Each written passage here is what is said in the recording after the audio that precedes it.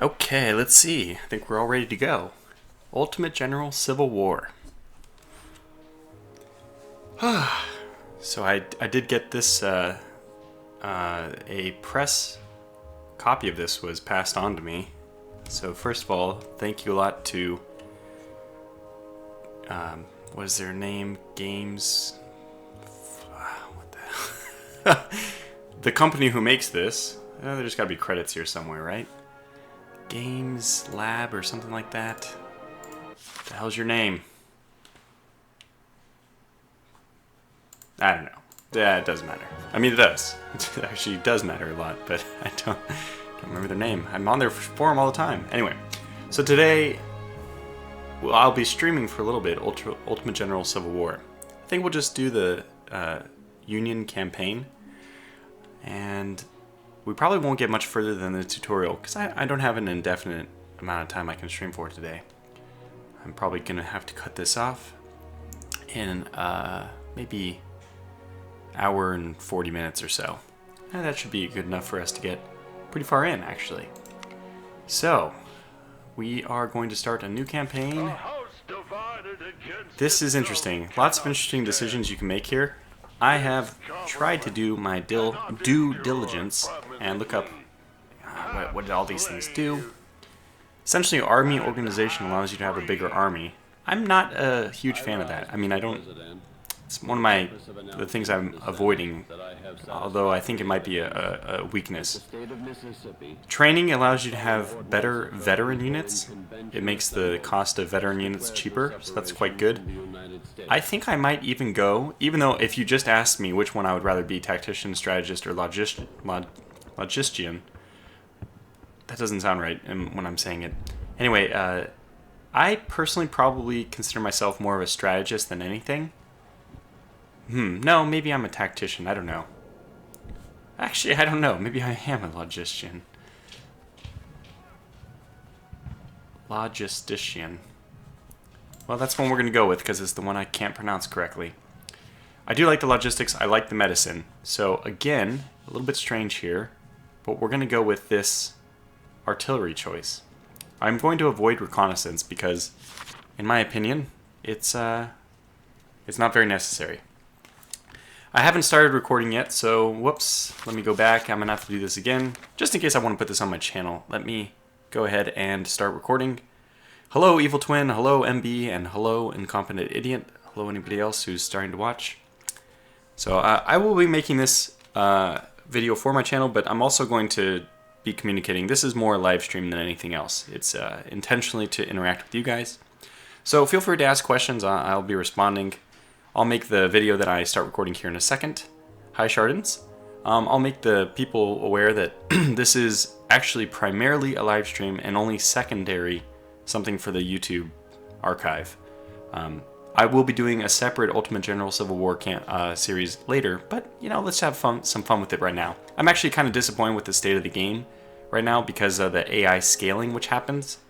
I have not gotten to... I think I'm on Shiloh, and I have not yet passed that in my own Union campaign playthrough, my first one. But I've had a few difficulties. In fact, let me just get the name of these people while I have the chance. Game Labs. I was so close. Game Labs is the group. They're the ones. So, and it looks like I have a notification ready for me. More people talking about, yes. Okay, anyway, let's get to it. I'm going to start my recording, so 3, 2, 1. Welcome everyone. This will be a live stream. This is part of a live stream. I'm cutting up for YouTube as well, but predominantly this will be a live stream. I'll be interacting with people in the channel. Hello to everyone there again. But today we'll be starting off a Union campaign. What I think we'll do is just go through the beginning. We'll mop off or check off the tutorial mission, which is actually still a decent, fun mission by itself in its own right.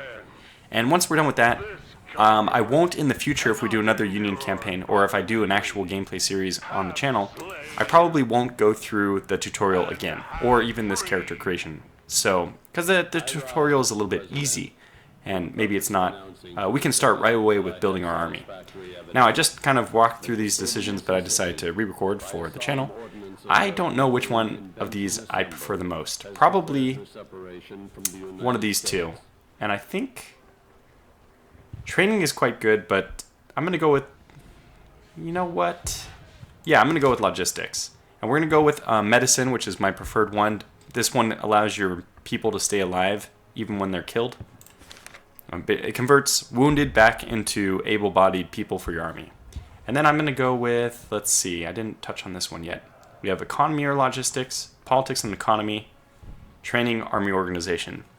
My idea when it comes down to making these careers is actually, who cares about making money or whatever? If you have a tough, strong army by itself, then things will just take care of itself. You don't need to worry about money if your army is doing well by itself.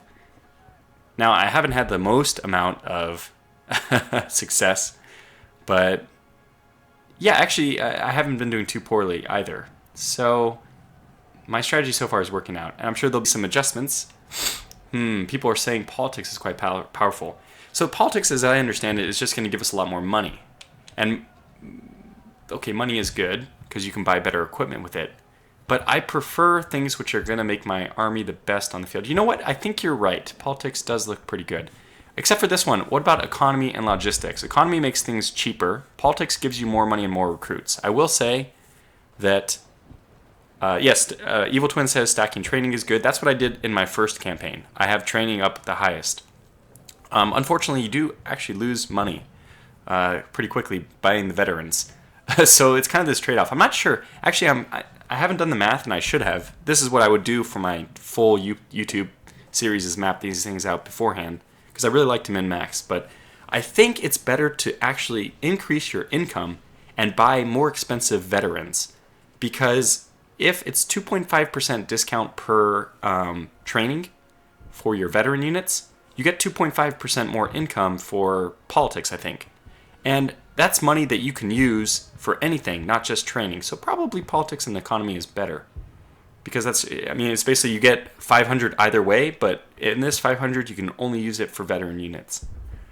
Although this one gives you army organization, which is also good. I have to say that logistics is really nice, because when units are running out of ammo, I don't think they actually stop firing. They just reduce their rate of reload.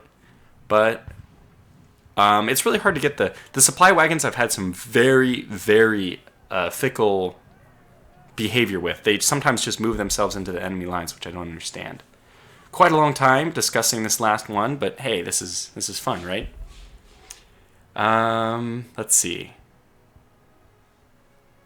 Evil Twin says politics is less than 2.5% increase, if he recalls. I am going to go with politics. And we'll be doing the Union. We'll be playing on Brigadier General, which is a nice challenge. So what we can see is politics is giving us a 7.5% increase in income. So I guess it is 2.5 per. Economy is 2.5% discount for everything. Medicine gives us this unit restore, 4%. Training is our veteran cost. This is the one I focused entirely on last time, so it's very funny that somehow I ended up with 0 in it this time. But that's okay. This will be a new way of playing, so this will be a little bit new for me. Army organization is your core number. Also, it includes how much size per brigades, and how many divisions per corps, stuff like this. But since I have a very veteran-focused army, I usually don't worry as much about army organization. I worry about compacting them with elite troops.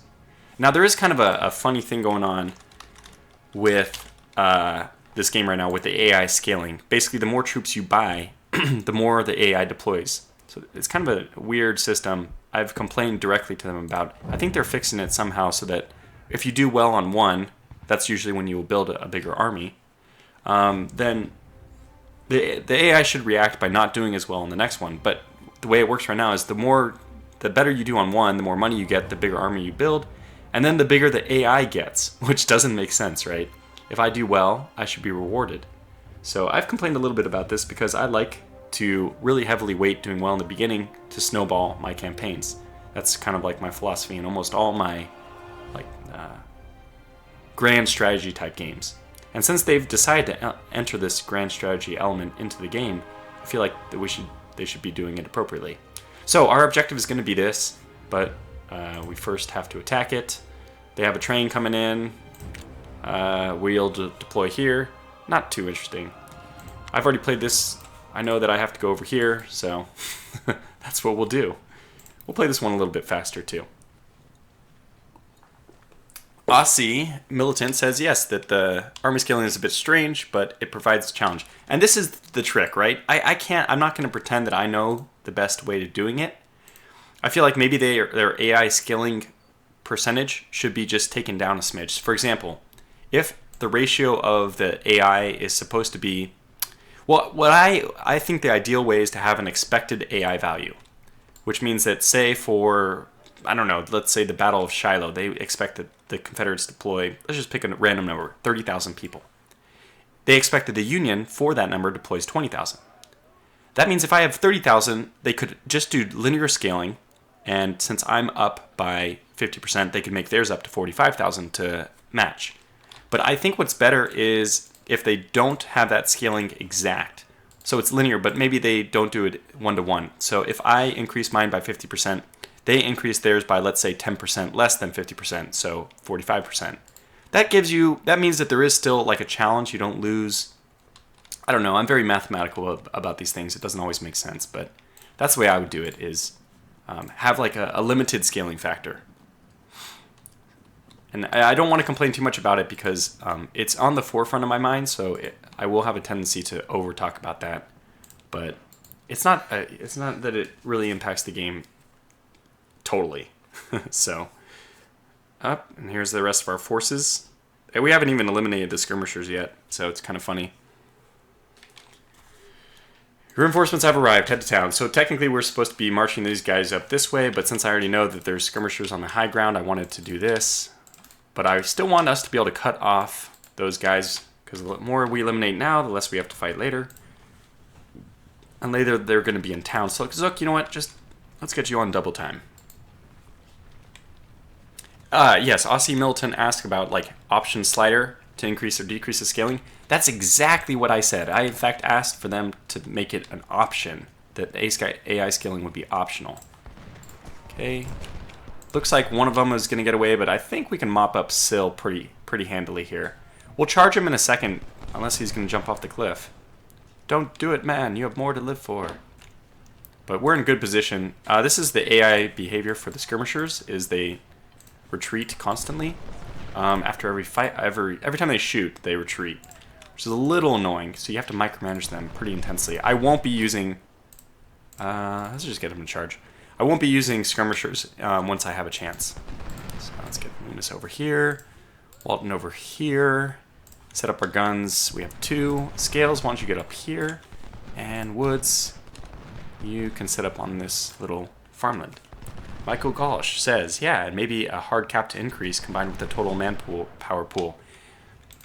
Let's see. Let's see if I can parse this. Right, he's saying that, I guess what he's saying is that the AI shouldn't scale beyond a certain amount. I don't need these tutorials.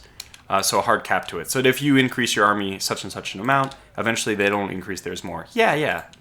There's lots of different ideas, and the thing is, it's really easy for us to propose ideas, but it's very difficult for the game to be balanced in the end, because everyone has ideas, we all have ideas. I have an idea.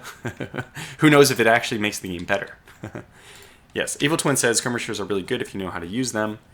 I think they're really good, but you have to micromanage them, because the best thing about skirmishers, from what I've seen, and I could be wrong, is that they flank. They allow you to get flanking shots in really well. I've also used them to actually act as tanks, just to absorb fire. But they're not used as real-life skirmishers really were. This game is an abstraction. It's not a perfect historical simulation, but you know, there is some weird dynamics with the skirmishers that, you know, in the actual Civil War, you had the skirmishers that stayed rather close to their brigades, their regiments, whatever. In this game, you just send your skirmishers off on these wild chases, and I think that they should. I'm finding that you can still use them very effectively close to their regiment as like little flankers, because the flank gives morale penalty to whoever you're shooting at, and that can help you win the engagement. But I've also seen the skirmishers, like the AI sometimes sends their skirmishers way ahead, and you know, I don't know. All right, we have RWD 76. In real life, a regiment was supposed to be about 1,000. By the time it got up to the front line, it was normally about 500 due to desertion and disease. They then used it up until it was destroyed. Kind of a depressing comment.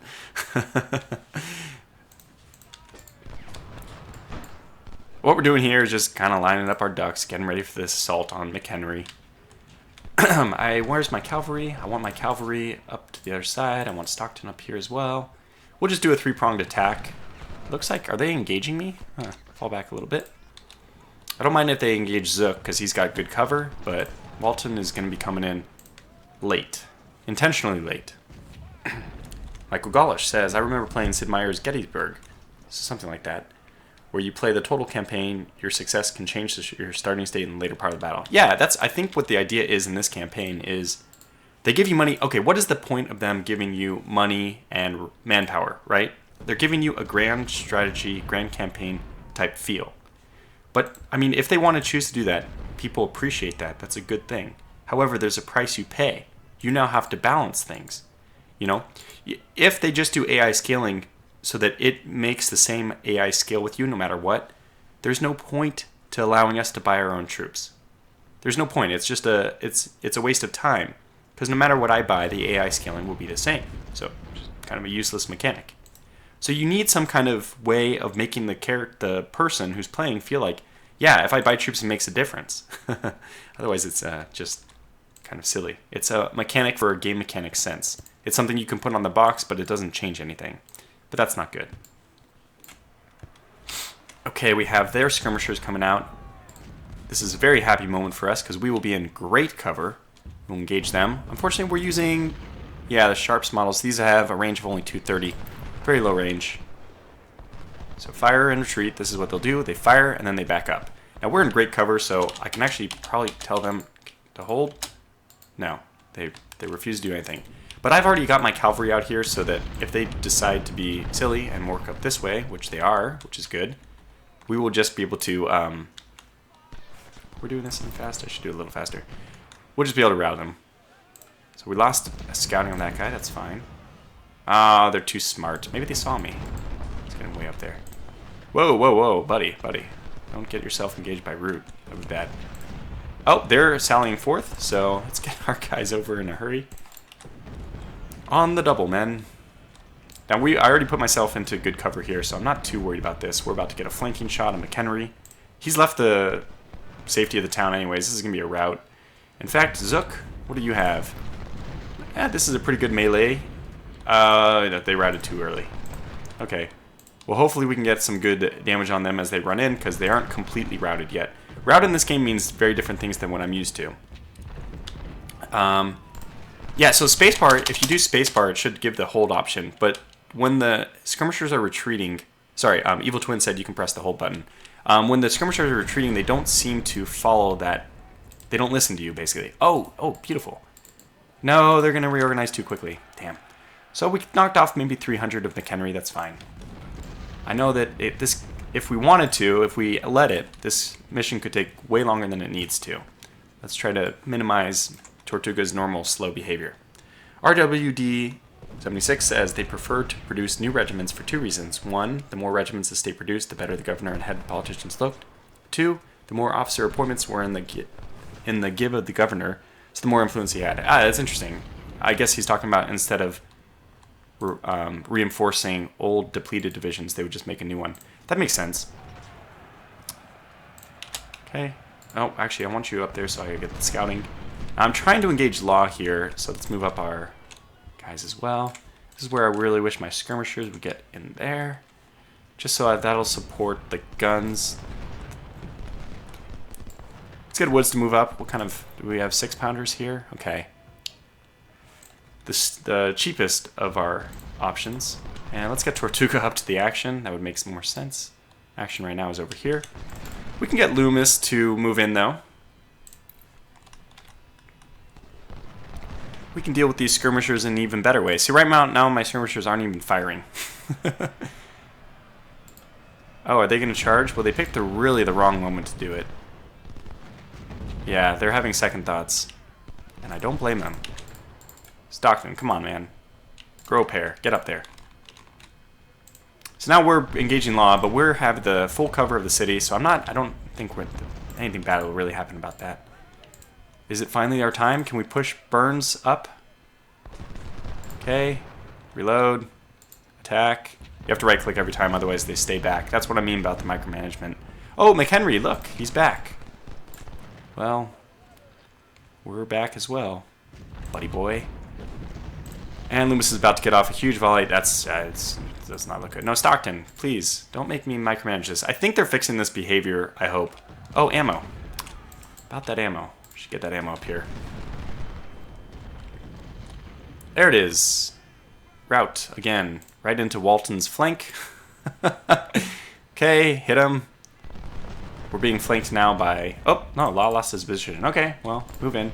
I'd rather move in with both, but this is also okay in a pinch. Just get our forces here into those nice, comfortable buildings. Probably move our skirmishers up now. They're not needed to protect as much. Get Zook in there. Let's do this charge already. Ah, Mckenry, what the God's name are you doing? Okay, we'll have the skirmishers play with them. See, right now, if he decides... This is one of the weird things that's happening with this game is... I'm going to pause just to mention this. Right now, units are routing in the wrong direction. This happened in Gettysburg, but it's something I hope they fix because I've had it... it can be very frustrating. Okay, our rear is flanked. Damn it. Well, we did enough damage to just F to fall back. Right-click our skirmishers again. God knows how much I hate constantly having to micromanage that, but that's okay. Hope that is fixed. Now, basically what we're waiting for now is for Root to decide he doesn't want to hold there anymore. It looks like it's already the case. And we just need to be... No, wait, stay here.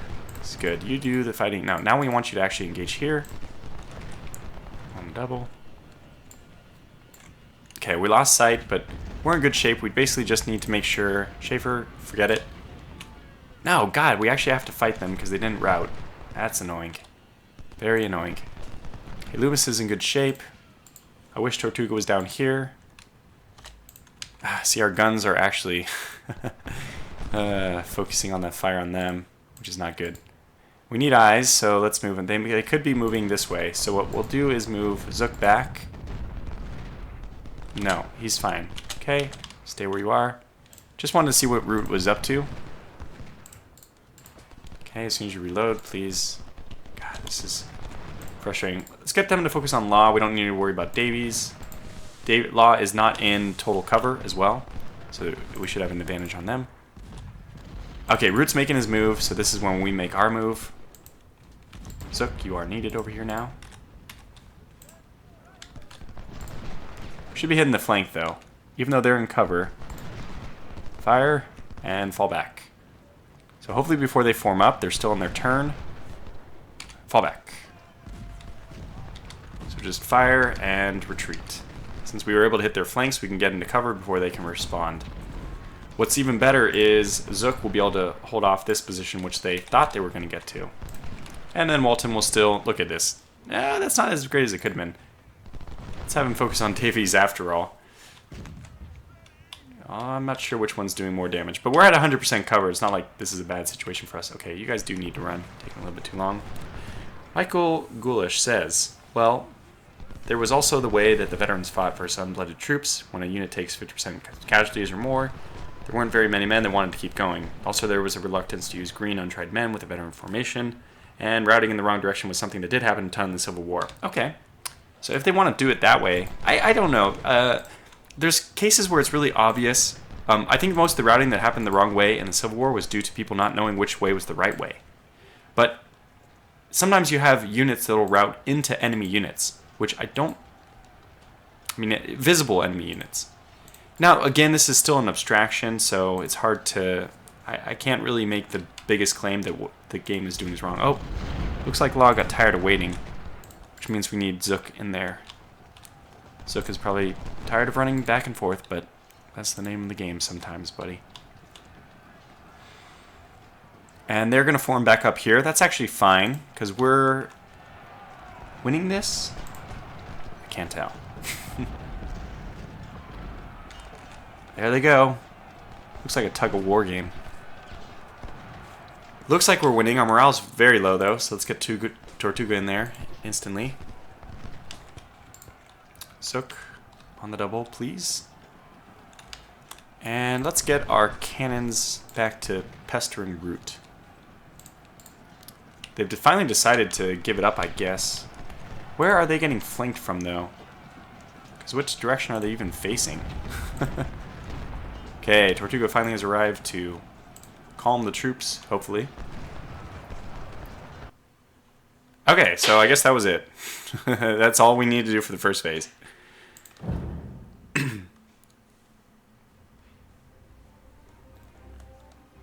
Now, this is the second phase of this is where the train actually comes up.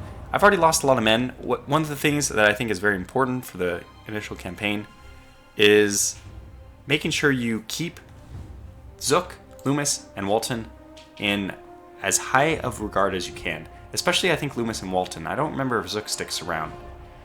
So we want to keep their numbers as high as possible, which means we will be doing stuff such as sacrificing the new units which come. And we'll also be sacrificing our skirmishers, because I don't really care about them. Okay, multiple enemy regiments approach from that direction. We have this train, and here's our reinforcements over here. Very good. And like I said, mainly what our goal is going to be is protect Walton, protect... Okay, well, this is kind of a silly position, though. Let's get Woods back into the cover. I also want Scales to be... Scales might stay. I remember Scales in my last campaign. So let's get Scales back into here. Loomis, this just doesn't make sense. Let's get you into cover as well. And... we had another skirmisher. Where's our other skirmisher? There it is, Stockton. Stockton's going to be the one who probes out front. We have good cover in these houses. Can be up to 100% there. So that's where we'll set our troops to start. Really what I want the skirmishers to do is they're there to break up the charges. But ultimately we can use these guys in the defensive position here. Earthworks fortification. We have 45% cover bonus. That's fantastic. I don't know. Let's just see what the cover bonus here is. Come on. Come on. Ah, this is also earthworks. Okay, well then, in that case, stay there. We know what it is, because it's the same thing. But this 100%, I don't feel like you can really argue. Ah, Paolo Abib says that Railroad provides 100% as well. Is this true? It doesn't look like we're getting a bonus. Perhaps you can expand on that and let me know how I can take advantage of that. We can also put ourselves in this church. Maybe that'll help a little bit. I just want these guys here because what the Confederate troops will do when they come is usually charge you. The way to stop that is by having the skirmishers who will easily fall back. No, I'm not really getting much advantage. It doesn't look like this is part of the terrain change, whatever. So we'll get the skirmishers out in front in kind of a weird position. So the skirmishers out in front will charge, but they will also... sorry, they block the charge, but they also act as scouts, which is good. Ozzy Milton says, I've seen a YouTuber use a skirmisher unit of 200 using the Whitworth TS, and the amount of kills the unit gets pretty ridiculous compared to its own strength. Yeah, the problem is with the skirmishers is, as I showed you, they have that constant, unless you get a long-range one. The long-range ones I feel function better, but with these short-range guns, the one we're using is like 240, 230. You constantly have to tell them right-click, right-click, right-click. It's really frustrating. Okay. I'm just waiting for our reinforcements. That's the next thing that we really need. They usually do push pretty hard through this southern area. That's what Schaefer's going to be in charge of, is holding that southern little line. There's Perrin. This is the one who will be really annoying. So much so that I've considered taking Zook off this fortification, just putting him in town, so we can tuck in a little bit tighter. It doesn't even seem like that bad of a decision. And what is this? This is also earthwork? It is. The question asked, let's pause real fast. Michael Gall says, those sound more like dragoons or like cav that's dismounted. Nicolaj Schild says, why aren't Loomis in town, as in the defensive position? Well, he is in the defensive position, just not the one specified here. He's at 100% cover, though. I prefer this one because he sticks out a little bit more. It might be better to have him here, but, you know, some of his troops are going to be down there and stuff. I honestly don't know which is best. Okay, Stockton is engaging. Let's get Stockton to hold there. I have some other... There's also some funny behavior with the hold. Let's not get him to hold because he's going to be charged. We got him into melee too much. Okay, well, I had cavalry, but they aren't positioned to help, so... Here's where the skirmishers are really going to be useful. To stop this from happening. No, attack the big group, not the skirmishers. That would be very silly. Okay, yeah, so this is where we should win. As soon as they break off from melee, Zook should just rip them to pieces. Let's have this charge quickly before Perrin gets there. They're falling back. I'm just going to push them back and then fall back myself. Reinforcements incoming. Thank you. Somebody mentioned. I see it in the chat before I see it on the minimap. That's pretty bad.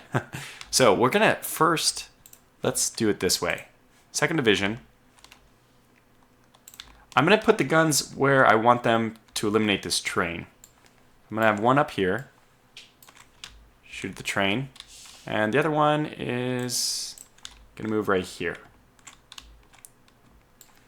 Just to help with holding this southern part of the town.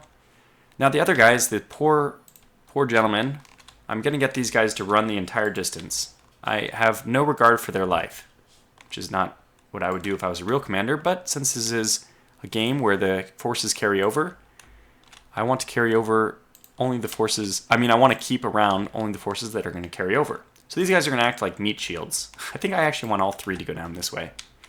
They're going to act as meat shields to give my other units better stats. Is this very min-maxy? Yes, absolutely. It doesn't make any sense in the context of a real strategy game, but everything's an abstraction, right? So the important thing is Wheeler was so distracted by Schaefer that he did not charge. That was what we really wanted to prevent. In fact, I'm going to get Lomas over here on the double. Oh, he's getting charged. Never mind. Wait for the charge. Wait for the charge. Fire. Fire. There it is.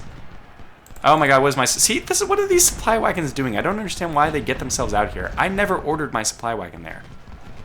Is it possible that my supply wagon... Okay, look at just charge to save the damn wagon. Quite unfortunate. By the way, guns can shoot into units that charge, which doesn't make any sense to me, but it's still part of how it exists in the game. We do want eventually our cannons to do that. There they go. They're down to 66% condition so far. Okay, so Loomis has mopped these guys up, which is good. Our supply wagon is okay. It's in good shape. Good enough shape. Tortuga, get to the front. What are you doing, buddy? Okay, this is the charge that it happened. Woods is still going to be able to contribute. Again, this doesn't make sense. Firing grape shot from a cannon into friendly and enemy melee, but that's just the way the game works. Let's have them fire one more time when they reload, but then fall back into town. Alright, Zooks, nothing's going on up there. We'll move you back in. In fact, I don't know if you're going to stick around, so we will also get you to run. Walton's done a darn good job. Unfortunately, he's taken a gazillion casualties, so we're going to pull him back to the next line on the double. And they've moved in. Good.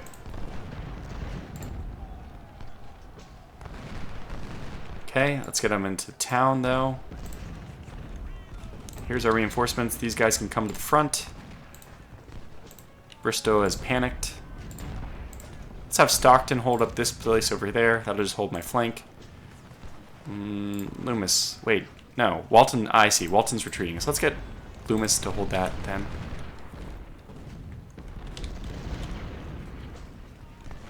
Good. Good. Okay. So as soon as these guys are set up, they're still taking their sweet time. We want them to fire on the... The only thing that can hurt this is the cannons. Now, they're not in good position here. Okay, Bruce is tired of running. Well, too bad, buddy. You shouldn't have signed up for 2nd Corps. I mean, 2nd Division. You were part of 1st Division, I would treat you as one of my own. Which you would be. But since you're not, you're going right to the front. Okay, Woods has lost or... Nope, wounded. That's fine. I'm okay with wounded. We'll get Bruce to move up into this, since he was the first one to arrive. Congratulations to him. And we'll get these guys to the front. Now, unfortunately, it looks like most of the fighting is done. Zooks has 239. That's okay. Loomis 475. He's in the best shape of all. And then, what do we have? What was the last one? Walton down here. Yeek. Not good for Walton. Not good. I hope we don't keep Walton. I hope we keep Loomis and Zook.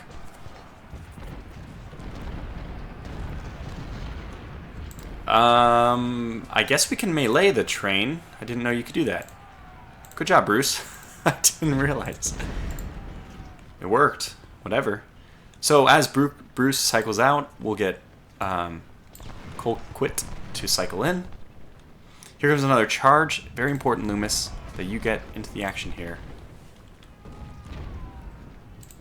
We need Walton to recover from his earlier mistakes. We'll get Milton to cover for Walton. So they've already been repelled. Basically, now we have an hour and a half just to mop up whatever Confederate forces we choose to. Which means these guys are no longer even needed where they're going, but that's okay. It's still useful to pick away at the... So, who is firing? Colquitt, are you getting all the kills? No, you're only at 17. That's not that much. Alright, we're going to let everyone rest for a little bit. We just ran 2nd Division all the way up. 2nd Division supply wagon needs to move up as well. Where's my supply wagon? We're going to get my supply wagon to conveniently locate outside so he doesn't supply anybody, so I save my supplies. We're good on supplies. Your units in this one hold a lot. We have high logistics anyway. And then we can just steal from 2nd Division's supplies.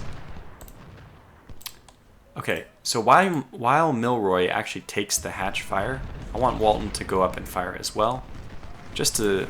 They're at 1-to-1 for kills to death. That's not good. We want them to kill a lot more. The number of kills affects your combat strength, but obviously the number of death means how many troops you have. That's your, like, total strength. So individual strength. We want individual strengths to go up. We got 4 more kills. Hey, that's 4 more. We'll take it. In the same way, we want Loomis to maybe move up on... Wow, is Nelson able to hit Schultz from there? Good God, they are. Well, fall back a little bit. Get Loomis to do something. Bruce. You look like you're ready to charge forward and support Loomis. Okay, good. We're still at 389 there. I'm just interested in micromanaging my casualties now, because this is how many men we're going to take with us for the rest of the campaign.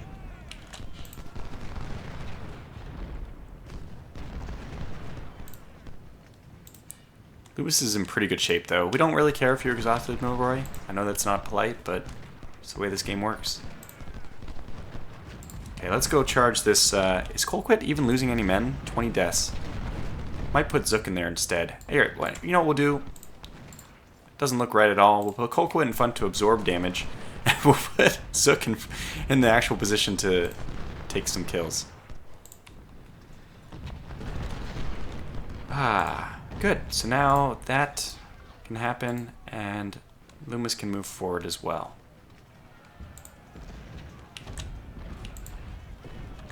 Okay, stop. They're going to attack. This is perfect time for you to get some kills, Loomis.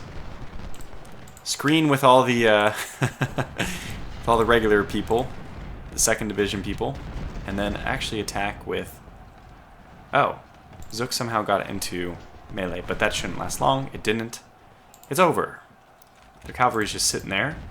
Now we're going to try to put Bruce in as tough of a pickle as we can. Tortuga, you might be needed over here. And then Loomis, advance with him. Hopefully we can get you into a position to help out against Perrin. Okay, Bruce is going to take the fire, so let's get him to spread out now. And Loomis should be far enough back, perfect, that he can just fire away with only 80 deaths. I hope that stays that way. That's the kind of trick we're going to be using for the rest of this. I don't think you got to keep anything but... well, I guess it could change every time. Let's try to get Walton up here. No, don't run. No, don't run. You run, Milroy, just so you get there first. So what's happening here is Bruce is taking the casualties while Loomis takes all the kills. Beautiful. Nobody said life is fair, 2nd Division. You just happen to be 2nd and not 1st. It's not really your fault. Oh, Loomis is taking some casualties from the... see, the ammo. They don't have ammo. Do we take their ammo wagon? Why don't they have ammo? Supply our boys over here. Alright, so this is close to ending, so let's just get on with it then. Have Milroy attack from this side. Scales will move to engage. Okay, he's firing. We'll let Milroy get a little bit closer. March up Walton. Zook, it looks like the same thing should be done over here. Let's get you to advance forward. Zook. Yeah, Loomis is way more kills. Okay, that was a rout. Same thing in a second. We'll get them to just stay where they are for a moment. I think this might provide cover. Is that what they're doing? No, 24%. Oh god, Walton. I think you're the one taking the fire. You are. Back up. Good god. That was not how that was supposed to go. Oh, they're charging. This is the moment. This is the moment. Oh, I don't think that charge is going to last. I don't even think they're actually in melee. This is such a weird situation. No, hold. You hold, Walton. When somebody breaks here, you just fire a massive volley at the winner. And they're in such good condition that they probably would... Oh, Colquitt. Yes, go help Colquitt. Zook. Good, good. Bruce is exhausted. Fall back. Loomis is engaging that. That's also fine. No. Attack them. There. Not actually attack, just wait. Florida Boy says, Loomis, I know you keep him. Yeah. That's why I'm trying to get him into a bit. Oh, Loomis is in great shape. I think you also keep Walton. I don't remember keeping Zook, although he's one of 1st Division as well. I think instead of him, you keep one of the skirmishers, or probably you keep Scales. Scales, 3, 13, 10. That's decent. I'm okay with that. No, Milroy, don't do it. Good God, man. Control yourself. So, probably charge up here and knock out their guns, Edward's guns, just by getting Bruce to not run, but just walk forward slowly. We have skirmishers behind us, which I shouldn't ignore, but I am. Yeah, Evil Twin says, might want to overrun those guns if you can. That is a great idea. That is a great idea. Let's just charge them. We'll get the cavalry is what I wanted to charge them, but I'm going to charge Walton at them because... Oh god, Walton is one of my men. No! I regret. Deep regret. Okay, let's charge these guys. I don't know if we lost too much for that. I hope not. Let's get Milroy up here. Overrunning the guns. There it is. Perfect. So we'll get Milroy to charge that. I think we are going to take those guns. Bruce, this is good. Oh god. Bruce, we actually want you to fall back, though, because they are in perfect cover. We want to avoid that. Is this a melee? It is. We get those guns. Alright, Milroy. Advance to cover Walton. I know it's silly, but we do want to keep these units. Florida Boy says Scales and Zook. Ah, interesting. So I guess it is completely dependent. Because I kept last time myself, not Zook, I kept Walton. Is that his name? Yeah, Walton. He's the unit selected. So these guys are retreating. Here comes Wheeler. All we care about is who are they firing at.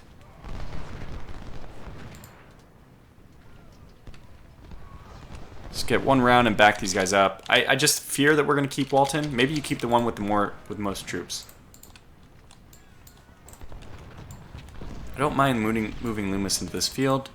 Zook, Colquitt. Let's get these guys forward. Okay, stop. You're good retreating there.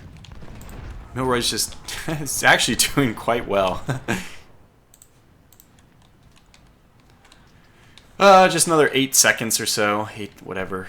So let's just get these guys to charge because the battle's almost over. Although, actually, I think you can continue. I won't, for the sake of this, the game being not entirely boring. I probably won't. Just shoot him. 412 is where we're at. Okay, they're going to attack here, so back up. Good, they're pivoting again. Loomis, just charge him, Loomis. I think we have pretty good melee weapons. They should be pretty depleted. Well, let's get a barrage in first. Shoot. And they broke, but we want to get into melee, actually. We can't. I wasted my charge. So you're only allowed to charge once every like 15 seconds, and if you do what I did, which was right-click, and... so we can finish now. If you right-click and charge them in, even if you don't complete the charge, it counts as their charge. So it looks like we have Nelson down here. Loomis.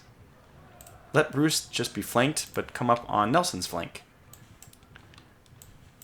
Something like this. Okay, Scales. Let's get Walton to help out with Scales. We'll get Bristow to attack Scales. And then when he's done, Walton will be waiting. Zook. People are saying, I believe it's Zook you keep. The name sounds familiar. Scales and Zook. I would love to keep Zook. If we keep Scales and Zook... Wait. Scales and Zook, yes. But what about... I'm sure that you keep Loomis. Nobody knows. It's a mystery. Oh, so Bruce is actually engaging. You know what, Bruce? I'm so sorry to just be so mean to you, but let's get you over here. Do something like this. They're being flanked. We'll pretend that Colquitt's going this way. Don't run, Zook. Save your energy for probably a charge. Okay, Loomis, now you can advance knowing that Bruce is covering for you. And you can go on a run, sure. We're at the edge of the battlefield. I don't know what's in here, though. Okay, Colquitt, turn and fire. And Zook is firing. Perfect. Yeah, Zook needs more kills. Ah, there they are. Engage. Oh, God. Charge them. Well, Loomis, I really hope we keep Loomis. He's almost 700 kills. No, Bruce. Come this way, my man.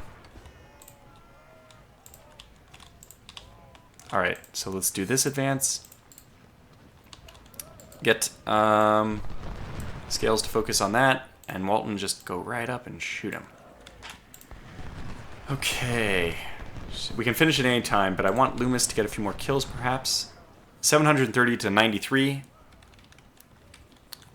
Florida Boy says, Scales, Zook, Loomis, 2 rifle regiments, and 1 artillery. By rifle regiments, do you mean we keep 2 of those guys? I always thought these were brigades. I don't know if they had... I mean, it's... Yeah, it is a strange thing, but... Because there's no... Hey, Bruce, listen to me. There's some great cover down here, and you need to go find it. Oh my gosh, it's a slaughter. Well, let's just back up Loomis. He's already good. He's got his 600 kills, mandatory 600 kills for the war. Get Bruce a little bit closer so that Nelson changes his fire. It looks like they're trying to run, but they are actually probably so fatigued they can't.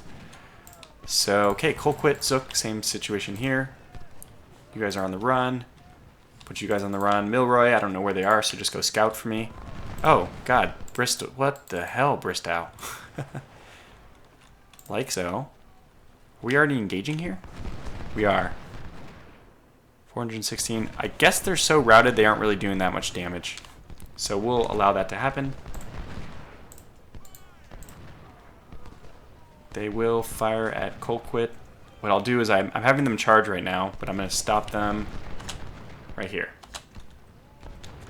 Yep, they are brigades. Oh, well, Evil Twin says brigades, not divisions. Yeah, I know they aren't divisions because this is a whole division, but these individual guys should be brigades. People are mentioning regiments, however. I mean, the number of troops would make more sense for... No, I think that's a... I mean, 1,500 is brigade. It's gotta be. Okay, we're demolishing them. They routed. Okay, Zook, move your way over here. Yeah, we're done. No, charge. Walton was the only one who I wasn't sure about. You know what? One last barrage.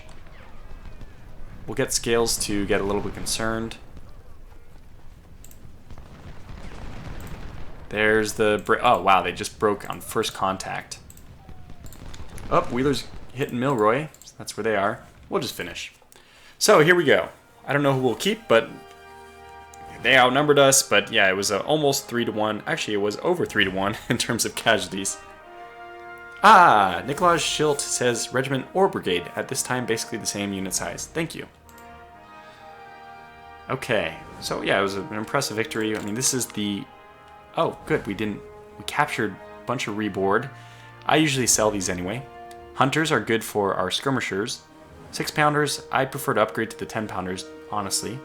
We rescued a whole bunch of these Springfield 1842s, which are still better than the reboard farmers, at least. And captured 46. I didn't even realize we killed their cavalry. Didn't see it. Rescued this. I don't prefer short-range weapons on my skirmishers, but we can sell them. So, good. I keep receiving this Civil War campaign medal. So, we got a career point. This is the most important thing. This is how we continue to increase our stats, our career stats. 3,100 volunteers and 54,000 money to spend on whatever. Okay, so we kept Loomis and Walton. Damn it, we didn't keep Zook. Well, that's really unfortunate. And not only that, but they gave us Woods, who has a dead officer. Incompetent Idiot says, not sure if that changed over the course of the war, but I have the Gettysburg Order of Battle up, and it appears that at that time each brigade was composed of several regiments. That was also my understanding, is regiment has been now, I think is now obsolete, it's now company, right? You have brigade, oh my god, I'm blinking. Well, I'm thinking of the Marines anyway, and they don't have brigades. I don't think. They have... No, I'm entirely not sure. So I didn't get... I got Woods, yes, Florida boy. And I got Walton, unfortunately. I really wanted Zook. We have to replace all these troops, which... pretty expensive. I can't even do it. But that's okay. What we're going to do is we're going to trade... it's too expensive. So, it's too expensive for us to replace Walton. What we're going to do is... they keep their veteran stat if you use veteran troops, right? So we're just going to bump them up a little bit, maybe to 700. Good God, even that is pretty expensive. And I want to get them onto better weapons soon. But what we're going to do is we're going to trade money in the future for experience now. I don't know if that exactly is what I wanted to say, but let me just explain. If we keep these guys low, they're still going to get some kills, and they're going to continue to gain experience. So we just want to give them enough units right now so that they continue to gain some experience. But I want more groups to start forming immediately. So I think it really makes the most sense, in fact, for us to create a second division right away and move both of our artillery into this. Woods needs somebody. Let's get him up. Can they... I don't really know what the advantage of getting higher ranked people is. Does anybody know this? This would be very interesting. I know for here, if you get a higher ranked individual, he gives you something. We have... Oh, what a... Damn it. So this is what the logistician is all about. Well, I deeply regret my decision. Whatever decision has given Tortuga this 20% passive ammo for all, I would far prefer it to be the plus 10% experience. That's okay. We can make do with this. I don't know what the... Again, I don't know what the difference is, but I'm just going to assign a major. Which doesn't seem like... everyone's a major, right? Major, lieutenant colonel's here. And then let's get another infantry brigade. Now, the infantry brigades, the cool thing about them is... Aside from the cost of the gun itself, so we have 840 is our cost here, and we have, well, we have 52 more because we already have 500 there. So we have 52 more, and you can see that the cost of creating this does not increase until we get beyond 52. Now it's increasing just because it's the cost of a gun. So your first, once you say I'm going to create a new division, you just get, whatever your 1,500 is free. You have 1,500 free troops. You just have to pay for just the flat fee, and then you can choose how many troops you want. Since troops don't cost any extra money, you might as well get 1,500. So the trick is just to outfit them nicely. Excuse me. I think we're going to bump our guys up to... I want to bump up to the Harper's Ferry, which is going to be, unfortunately, incredibly expensive. I don't want people to use reboard rifles, because then I would have to buy more to outfit a new division, or I'd have to give the old ones to... I didn't even actually see. Let's just check the cost of replacing a single soldier. 32. This tells you how experienced they are. I don't have any... I mean, you can look at their stats here. You can compare them with... the base is like around 15. So they're doing really good. But, God, I wish I had gotten Zook. Nicolaj Schilt says, according to something, a regiment at this time was the same as a modern-day battalion. Battalion, that was the word. Thank you. That was the word. Regiment became obsolete to battalion.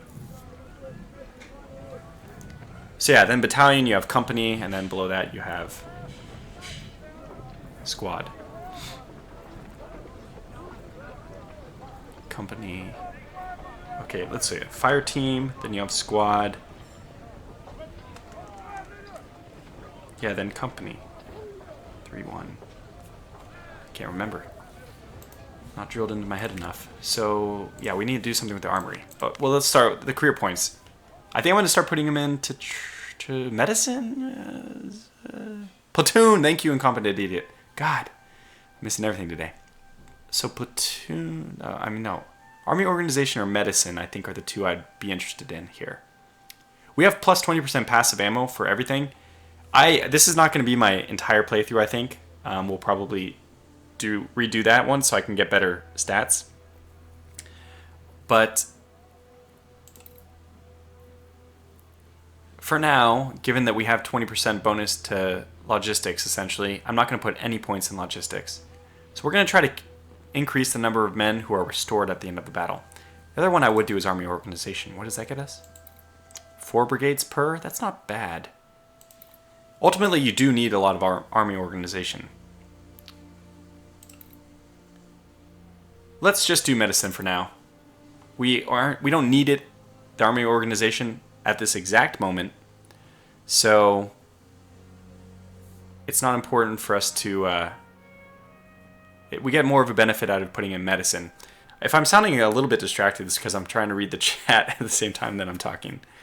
So they say Nicolaj has done the correct order for me. Fire team, squad, platoon, company, battalion.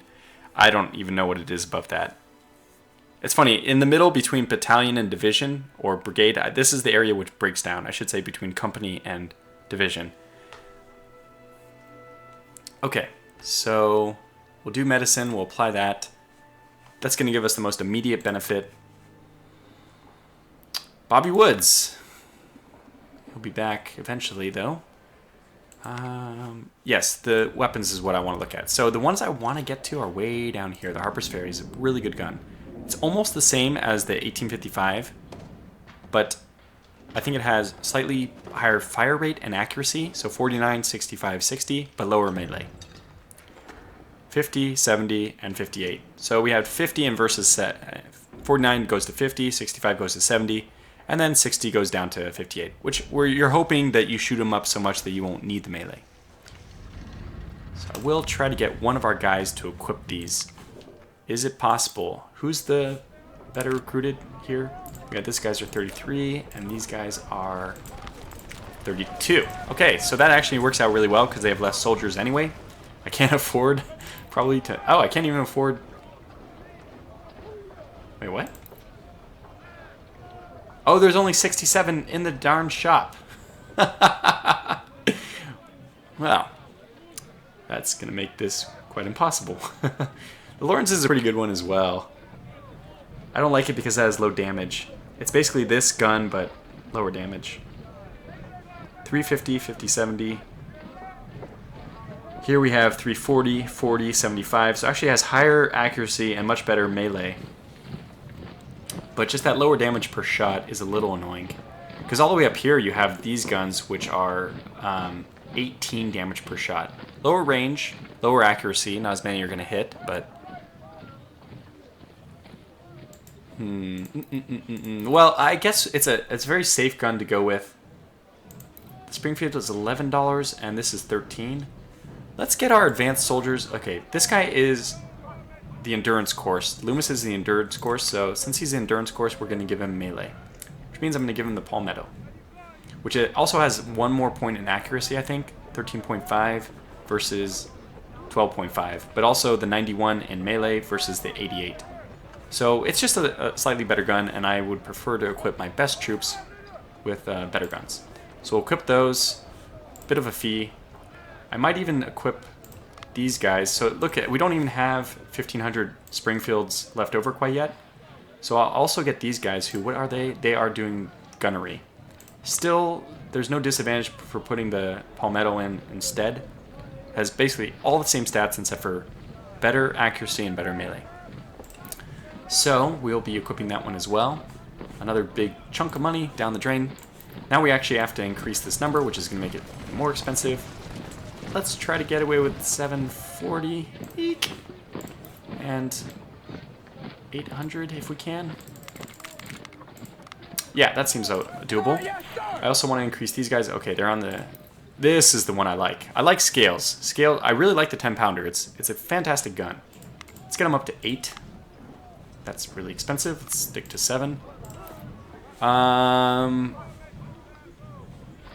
This would be less expensive to increase because this gun is just cheaper. We have 1 in the armory, which means it shouldn't be costing anything. I don't understand it exactly. Oh, this is probably I have some troops which are dead. Wow, you know, artillery troops are incredibly expensive. Well, we'll just try to keep these guys out of the front. That's 2,000. I'm not even going to upgrade it anymore. No, it does make... We have the guns, so let's do it. And now we will do our infantry. Now we have the 1,500 Springfields ready to go. So we can create that. Very good. Alright. Now, I don't want to give them... Evil Twin said they're veterans, you can give them the rookies for free. I don't want to, because if you give them rookies, you can see their stats decay. I don't like that. These guys have already earned, you know, a good amount of combat experience, which we can find out with... No. Cancel. This. Yeah, this group killed 684. Walton killed 576. Man, I think... Well, no use crying over spilt milk or perfume or whatever. So, but I wish we had gotten the other guy, Zooks. So we're ready. That's the next battle. Oh yeah, we actually need, that's a good reminder, we need some supplies. I like to take this up to around 5,000. The problem is that your supply wagons do really weird things. We already have massive amount of ammo passively carrying with us.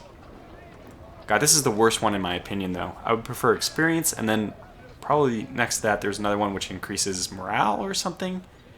I don't know, it won't let me look, but... Ah, the artillery. Ah, that is a good point. So Evil Twin was talking about the artillery that I was doing veteran units here, and that's why they were so expensive. Yeah, goodness, they were quite expensive. So we're at 3,700. Is there anything else we want to do?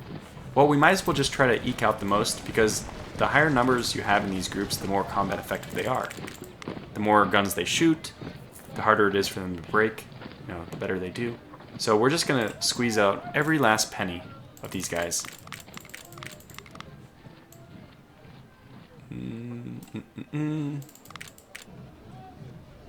There it is. Good. So we have our Loomis, we have our Walton, we have our Phelps. Nicolaj says, have they fixed the issue where you can't combine brigades into divisions if the total number of guys exceeds 2,000 men? I don't know. Tortuga, Florida Boy says, you need to balance the buying of greenhorns and experienced soldier. Yes, I think we've done that. We've got newbies here, and we have experienced groups here. We don't have enough recruits to get another 1,500, so I'd rather wait until we always have at least 1,500 before we create a new division. So I'm happy with this. We will move on to the next battle, which is not First Bull Run, Distress Call.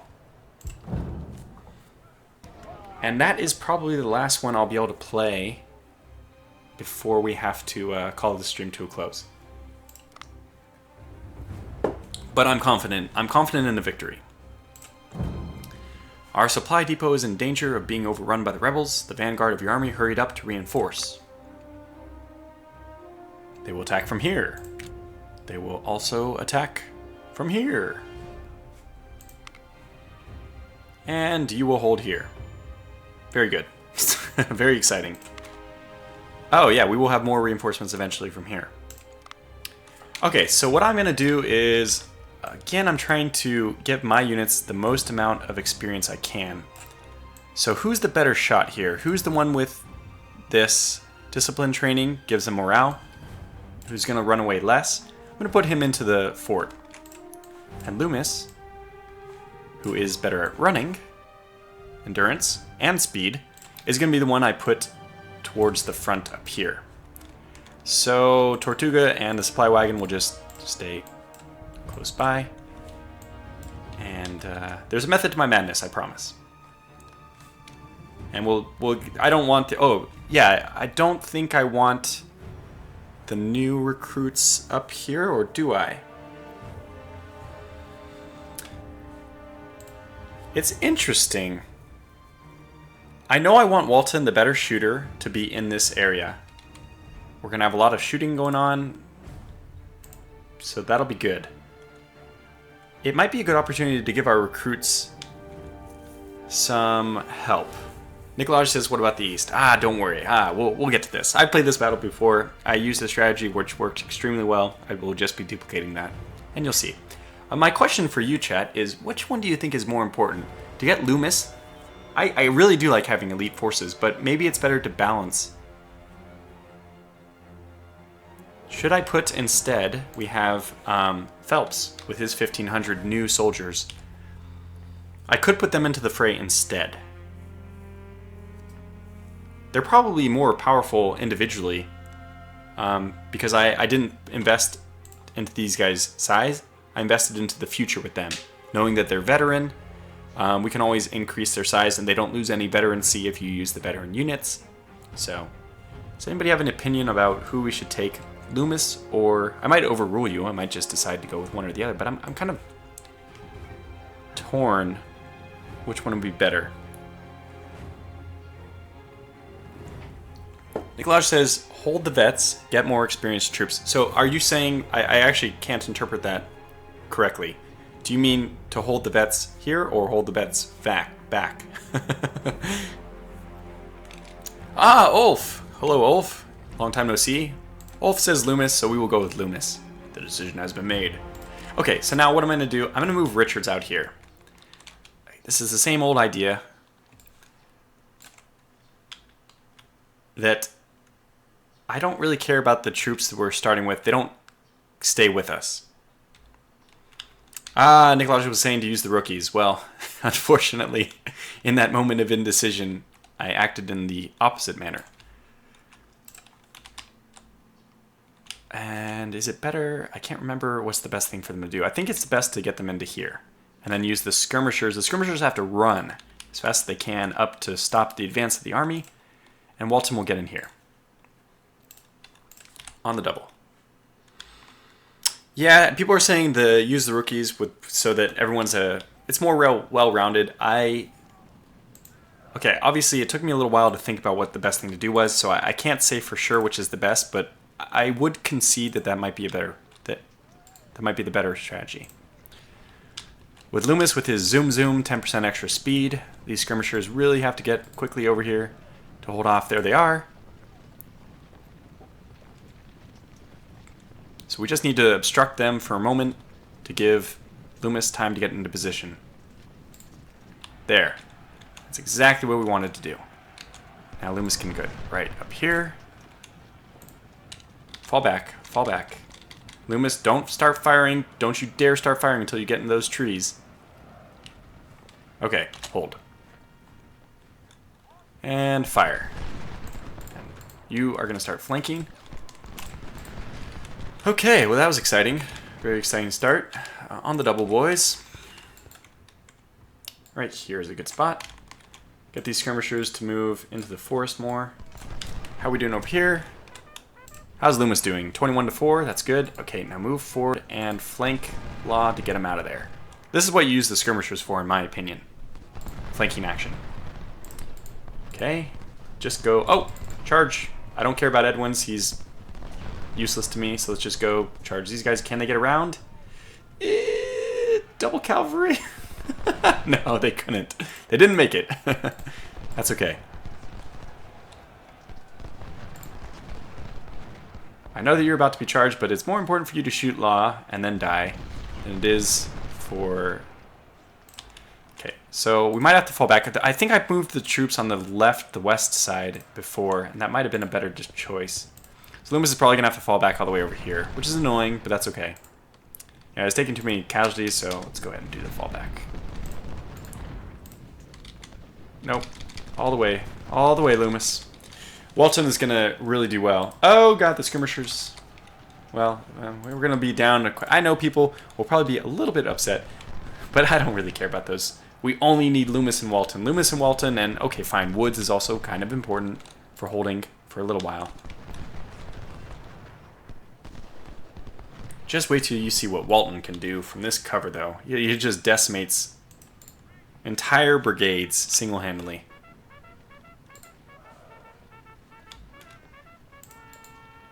Including cavalry brigades, I suppose. Yep, that did not look very good for them. Just want Loomis to get back up into this cover here. Turn him face. And we'll stop having him run. Now, when are our reinforcements going to come? Okay, so down here, the skirmishers are just going to slowly fall back. He's an 85%. Let's see if we can just sneak him into a slightly better cover. Gonna have to get down and dirty to do this. Make it better or worse? Worse. Darn it. Well, this looks like better. Why don't we get him into that, then? Okay. Oh. Well, is this going well for us? Is it going poorly? I don't know. What were they doing? It's very bizarre. Tortuga! Help him. Help Loomis. Good God, every time Loomis get into these messes. Oh, actually, it was Walton who took the most damage the first time. Go save him. So they're charging. We are firing.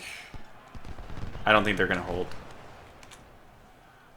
So now we have the entire Eastern forces held off by these two units. Stay close. When they rout, it's actually really close. Much closer than I expected. Despite the fact that we actually have the really high melee. These are the highest melee weapon, I think.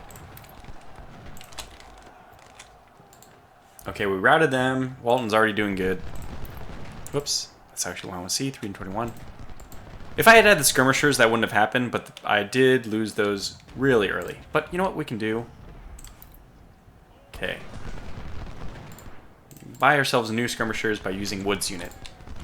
Should have done this a little bit earlier. Okay, so Lewis won the day, which we expected. He's exhausted, but hopefully he's still not exhausted enough that he can't at least fire his weapon. Fire your weapon. Very good, just like that. And that gets him to rout. But more importantly, we're just trying to rack up kills. This mission itself is really easy. It's not a difficult mission. The important thing is to start building yourself up for the next missions. Okay, something like that. Woods, can you defend the group now? Thank you. But this is going to be a very long fought battle. So now the skirmishers need to fall back and then move that way. Let Richards do his job. Yeah, let's just get him to fall back. See, oh, they're broke. They broke. And this is what I expected. Law to move forward, Daniel to move forward. Walton's just going to rack up a field day worth of kills. And I'm going to have Loomis continue the pressure here, actually. We'll have Woods to flank, which is what I wanted to have happen the first time. Looks like the cavalry is... Oh, let's get Tortuga into the action. I feel like... what's the guy's name who died in the south near Atlanta? The guy who tipped his hat to the rebels when they told him to surrender. But he was shot and killed, unfortunately. Anyway, I kind of feel like him, running back and forth. We're going to get ourselves caught by a bunch of rebel skirmishers. Going to let Loomis hold for a little bit. He's definitely down on the condition. Alright, this is where I needed you to go. That's actually perfect. You guys kind of got yourselves where I wanted you. And now Richards in his 89% cover. Okay, there it is. Florida Boy says, my dog nearly got itself killed. She ran in front of a car. Dogs are very lovable creatures, but they are not always the most intelligent. Yay, so we have... mainly I'm interested in getting my cannon set up here. That'll be the fun thing. we can now counterattack. Well, I don't know what the situation is here. It's funny. That's what it is. Walton, how you doing? 640 to 167. Damn. That's impressive. Run up, Phelps. Run up. You're needed. Okay, now we have 2. This is kind of interesting. Guess we'll get them right here. And I'll keep Woods. Wait, who's the... You're the 6-pounder, so you will go up here, actually. And Scales, I'm going to keep you back because you're more of a long range. We'll keep you under the protection of Woods. Ah, this is confusing. We have 2 Woods. Okay, so this is just trying to wait for those things to happen. We can speed this up a little bit. Ah, another charge by Walker. Each one of these charges will be less and less effective. Let's get you out of there, Stanley. Stanley the Manly. They're routing again. Walker has picked up 750 kills. I know what we'll do. Phelps, you're going to go and you're going to replace Walton here. He's taken 230 losses already. He's going to continue to take losses if we're not careful. So let's get Stanley the Manly out of there. And Phelps, you as fast as you can need to get yourself in that. Wait, we lost them. Where are they? Go find them, Woods. That's what you're there for. Charge. Oh, there they are right there. Okay. Interesting. This is what happens at 1500, by the way. They make this double column. I don't prefer that. I don't really have an opinion about it too much, but I usually keep mine at 1400 so that they don't do that, and it separates my new people from the old people. Put you guys right in here. And you can stop running, you're close enough now. Okay, after you reload. One more volley, I think, and then we'll switch them out. Loomis is back up to 53%. Richards is still holding over here. Against a full division. This might be the end of it. I think it will be. Okay, Phelps is here, so one more volley, and we'll get you to fall back. Run. Good job, Phelps. Walton, just fall back. Fall back. Done well. Good, they're falling back exactly where I wanted them to. Alright, Ransom got into this forest. That's not what I wanted. Looks like they're still marching. They're at 0% condition, though, so probably one charge and we could overthrow them. I want to swing around, though, because obviously when we're hitting these guys from the back, it'll be a lot better. Walton, you're just going to kind of stay. In fact, I might even put you down here to protect Scales. I don't know if I want to do that quite yet, but...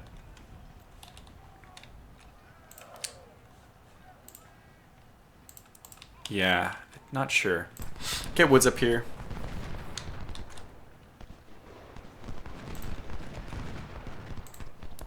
Now it's Phelps' turn to enjoy the advantage of the fort.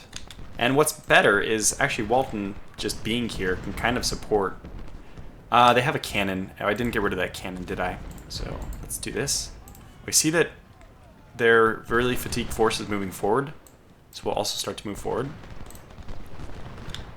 Woods, I'm actually a little bit surprised to move you that far. Can you please back up a little bit? How can you tell the enemy condition? I was just looking at how slow they were marching. Knowing that they retreated over here, they were probably exhausted. But they were really moving slow. It looks like their cavalry fell off the field. There's their guns. So we want Woods to come around and shoot their guns. There's Ransom. Okay, so it looks, yeah, I think we can sneak in here, get into the double thick forest, and start shooting these guys from the side. We actually don't want to reveal ourselves too quickly. Nope. No, don't do it. Damn. Something like this, Woods. We'll need you in a second, but first let's get ourselves into a good position. So we broke over here, and now our skirmishers are fighting in good cover against that, but let's get Richards to maintain the wood line so I have good vision of what's going on. We could even attack Walker from the rear, but right now Phelps is enjoying... okay. We might need to support quicker than I thought. Okay, we'll get these guys to run since now is the moment when they should be getting this... No, keep going. Keep... For the love of God, don't fire until you're in the trees. Well, they are firing the other way, so... But look at that. Climb, climb. Okay, now they're turning to face. Well, we want to make sure that they are not in the forest first. Okay, so these guys are going to come up on the rear of Latimer. That's working out well. Daniels is turning. We're basically saving Phelps from having to engage these guys in the north. They're going to face Loomis instead, who's in 100% tree cover. Just perfect. These skirmishers, this is what I mean about having skirmishers tank. Yeah, they could just sit there and take that fire all day. And one thing we could do, we know that Walker's probably about to break, so we'll bring Walton around. He's at 100% anyway. Walton, I think I called him Walker. Loomis doing excellent now. This is a much better firing position for him. We can see about 2-1, and it should only get better because Ramson's not really in good cover there. Okay, now they're turning to face. I'm just going to fall back. Just by getting them to move that means Phelps is going to have better shots than them. Just that. Just these little probing maneuvers. Let's get Richards back in. We want to hold these guys up for as long as possible before I actually have to engage them. Loomis still doing really good over here. Just increasing that. 274, 126 is this. Yeah, we'll wear down Ransom. He's doing good on supply. That's good to see. How is Phelps doing on supply? Walton, good on supply. How are these guys doing? 2/3. This guy's full because he's in range. Yeah, we need this guy to step up and fire. Can you actually fire at B? That would be really good because they're in the open. Okay, well, we'll continue this flanking maneuver. We can continue to get Walker. We'll actually fire a barrage this time. They are loading, but we're probably in their arc. They could fire at us, which would be bad, but okay, they're pivoting. Fall back. Fall back, please don't hit us. Please don't hit us. Yes, they turned. Nope, they did fire. Damn.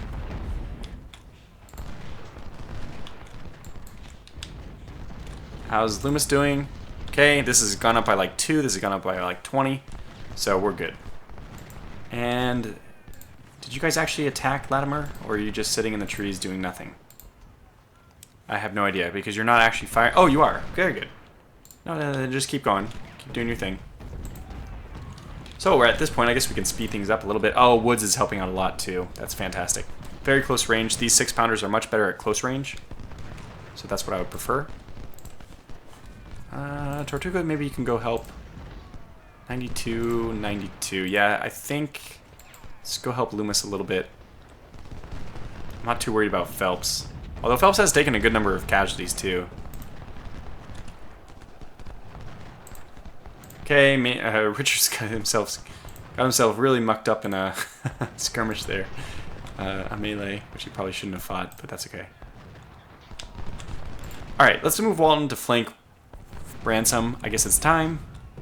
Although every time this gun fires, I think it's a flanking thing.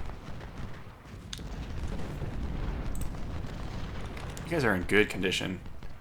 Daniels is turning. This is a perfect time for us to probably retreat out. What's Daniels gonna do? What are we doing? No, no, no! What are you doing? Fall back! Oh my god, they're not falling back, they're falling south. That's not falling back. Walton, save them. Save them! Just fire. Fire before you leave the tree cover.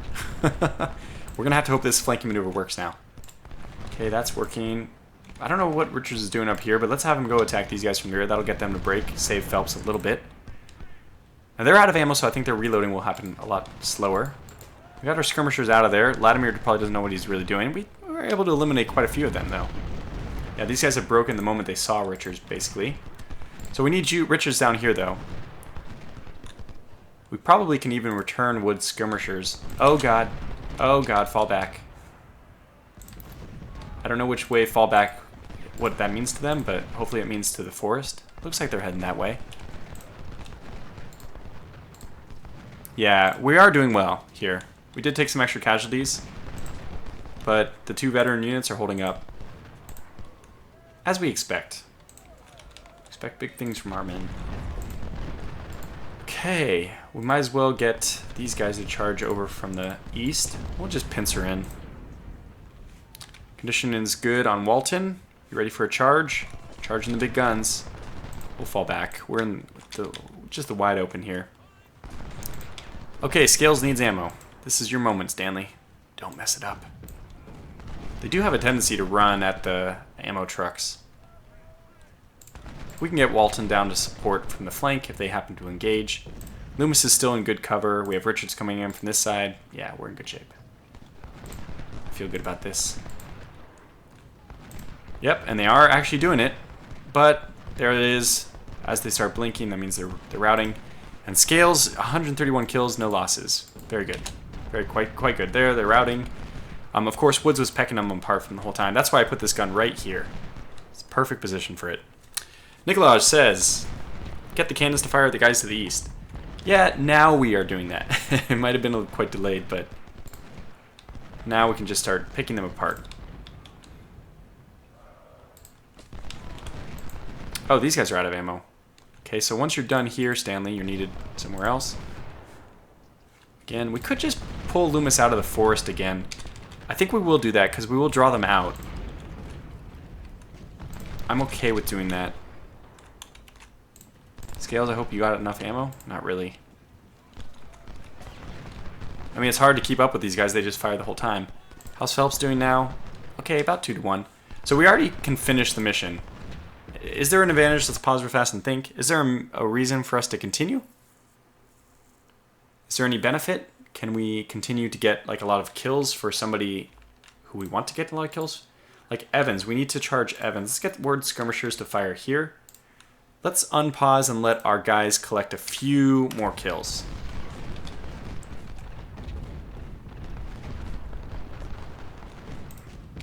Walton, you just run everywhere. Is this the guy with the... No, this is my shooter. Oh, no. I don't want to approach. I want to approach from a flank. Let's get you to attack here. You to attack here. This will be a bit of a flank. We have to be a little careful. We will run into Bartow if we're not careful. Stanley, that's enough ammo for him. It's like barely faster than... He's loading barely faster than he's firing, but still. In fact, if we can capture the supply wagon, that would also be nice. Okay, they're turning to face Walton. This is your moment, so do run. As they turn... Oh, this is going to be beautiful. Oh, look at that flanking fire. Oh, yes. That might even just rout them. We might even be able to get another barrage in. Load, load, load.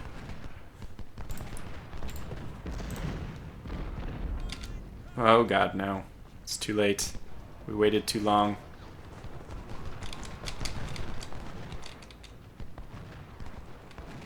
.466, we made it! We didn't take that fire after all. They did give it to Phelps, who I want to take it, because he's in the walls. Run back. Do it again! Yeah, they're starting to break. You can see that they get this faded gray symbol. One more volley should be enough to tear them apart. There it is. Good. So that was an impressive little feat by Walton to help out Phelps. What do we have going on here? We have Loomis, who's just in no man's land. But he is getting rearmed, which is good. And they are not spotted right now. Let's do something silly like that. Don't have to run. Stanley will go down here and reinforce Woods and Scales. So now Woods is just going to be... He'll get a lot of kills for this, but he just slowly will be worked on by these guys.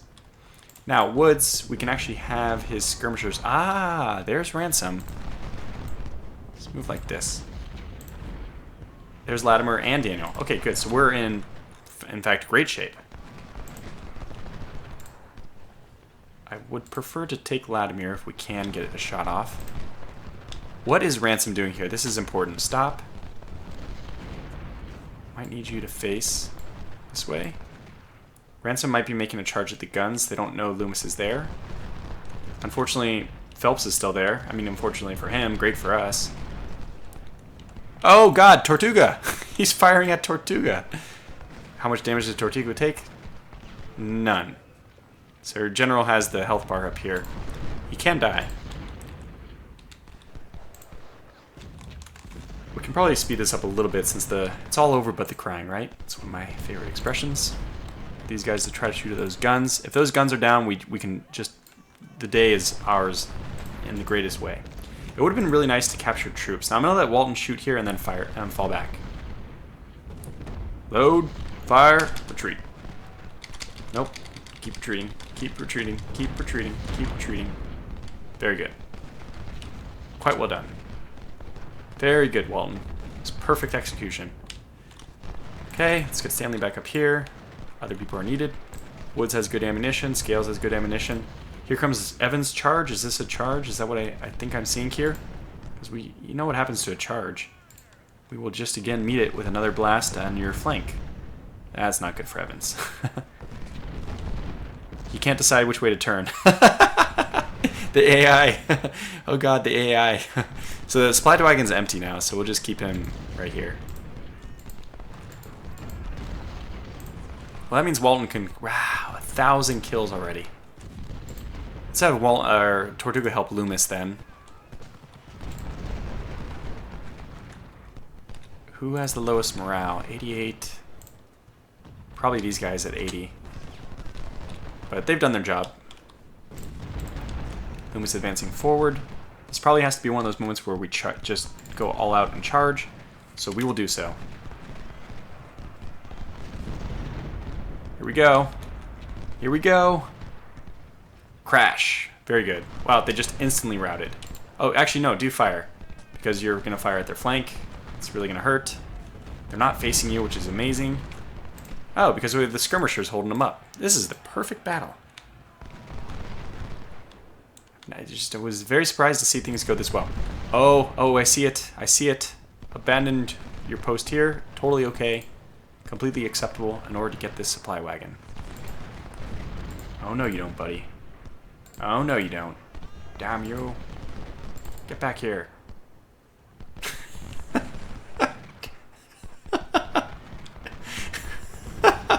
Oh, well, we also found some guns over here as well, turns out. Don't stand and face guns. Important note. Move. We got flanked. That's not good for Walton. Oh, God. Not good for Walton. Charge, B. You need to come out. I need to get Walton to fall back. Okay, Woods, reoccupy now that they're coming at you. Can you charge them? Was it worth it for a supply wagon? No. No, it wasn't. But it was fun. Yeah, so what you want to do is, if these guys can charge, it looks like they can charge. Let's have them charge. That obviously is the best way to win the day against artillery, but the best thing to do is to just run them around in a circle. The artillery just can't turn fast enough. And now Woods is just making short work of these guys, mainly because Scales is there. So this is good. We routed that. Hopefully we can even pick them off. What's going on up here? Loomis is just picking the rest of these guys apart. Fair enough. The supply wagon. Does anybody need rebel supplies? Just cruising on through. Don't mind me. Oh, Walton. What I want you to do is a flanking maneuver. Because you're... I mean, God, you've taken 500 deaths in this battle. Actually, I really want... Oh, they routed. Evans fell back. Well, let's take the forest here. We can get Walton some more kills. It's certainly not necessary, but... I think they're going to fire. Are they? No. I mean, this is all over. How did Woods end up doing? 600? About 2 to 1. That's about what I expect. We're going to fire from the rear. That'll break them immediately. And, well, we don't have the conditioning to charge, so we won't charge, but there it is. They broke right away.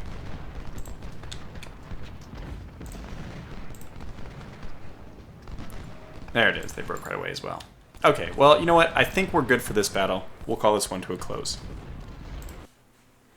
So, it was about even in strength, but again, 2 to 1. We took a lot more casualties. Again, I keep throwing in the non-retained units into the fodder pit, basically. Walton did the best with 1,100. Phelps did well. Woods. Damn, Woods is not mine, but Loomis did really well and took almost no losses. Sharp says, enjoy the show, everyone. My duvet is calling. Ah, very good. Let me just see how we're doing, by the way. I don't even have my dashboard up. There it is. Okay, so I don't think there's anything else we really need to look here. 2 people promoted. Yes, I do like to see this. We captured 80 more of this. We rescued some Sharps models. I don't really care about that. We rescued these, which I do want. Captured 2 of these. I don't use those. I'll probably sell those. And we captured supplies, which is great. This is exactly 1-to-1 with money. So that's 2,500 money we captured. And we recovered a few of these, which is important because I want to keep using those. Ulf says, can you name one of the new brigades the Swedish Volunteers, or how you spell it? Yeah, you spelled it correctly, except for there's no I in Volunteers, it's 2 E's. So we got 118 prisoners exchanged for 123 additional recruits. Gives us probably 2 new divisions we can get. If we have the money to do it, of course. So, a promoted unit. This is great. Walton is going to be... Okay, he did shooting to begin with.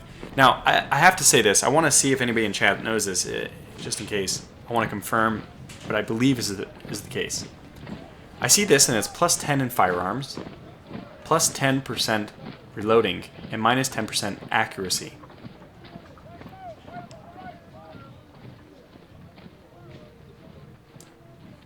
So, is that 2 penalties?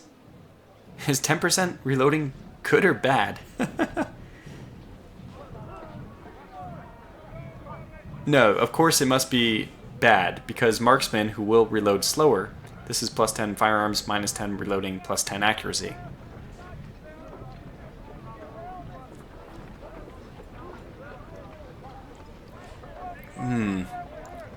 Quite hard to say. See, the assault one gives you melee, morale, and stamina. Honestly, the morale is a pretty good thing to get as well. I don't usually care about the melee. Ideally, these units stay out of melee.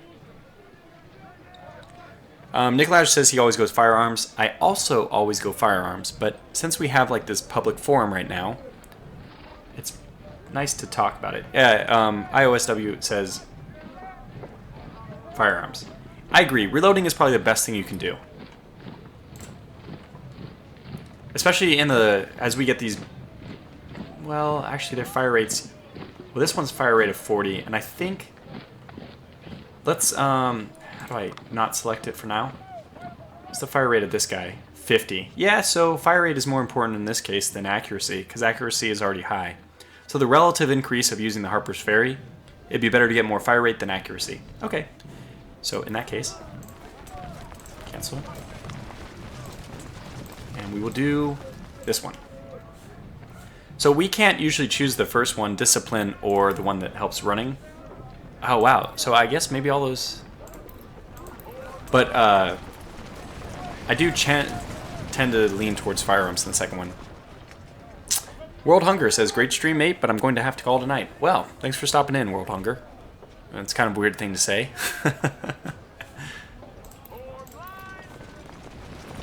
Got a lot of experience from you guys. No melee, because Phelps didn't engage in any melee. I guess nobody charged the fort when he was in there? But look at that firearms. Got it up from whatever it was to 40, which is insane. Now with the career, I think it's probably time for us to increase our maximum brigades. It's army organization time. We obviously don't need ammo ever again because of my passive. I'm still upset about that, but that's okay. So I think we'll just apply this so that we can get 4 brigades. And now I can make this one another infantry brigade, which will be using the Springfield, yes, but first we probably... Wait, do we have enough money? Can I switch anybody over? Yeah, Ulf makes a very good point. I do this with my cannons especially, that if you do increase reloading but you don't increase accuracy, you're technically decreasing your overall efficiency. Because, I mean relative to the 2 choices.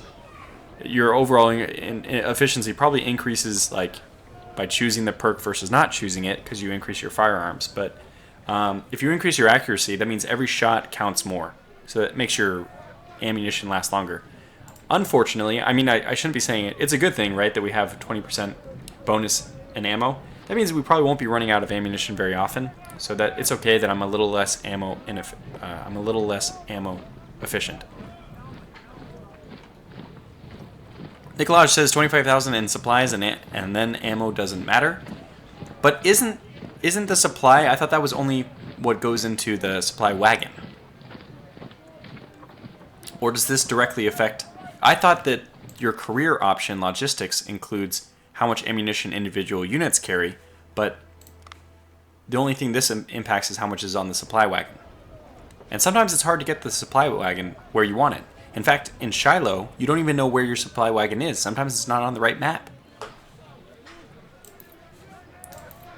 We're definitely going to use some soldiers here, at least to get 308. Let's get 307 or 301, something like this. I want a few left over so I can see just what's the cost of one troop. 47 for Walton. He's way up there. And 41 for Loomis. Loomis is also doing pretty good. Walton is just a god, though. 63 and 50. Yeah, he can do it all. I really would like to get him the Harper's Ferry, but we still can't afford it. I don't understand why. It says required for the Brigade 625, and we have 20,000, but it won't let me equip it. Oh, right, because there's none in the shop still. Well, good God, man, get on it. We need those resupplies.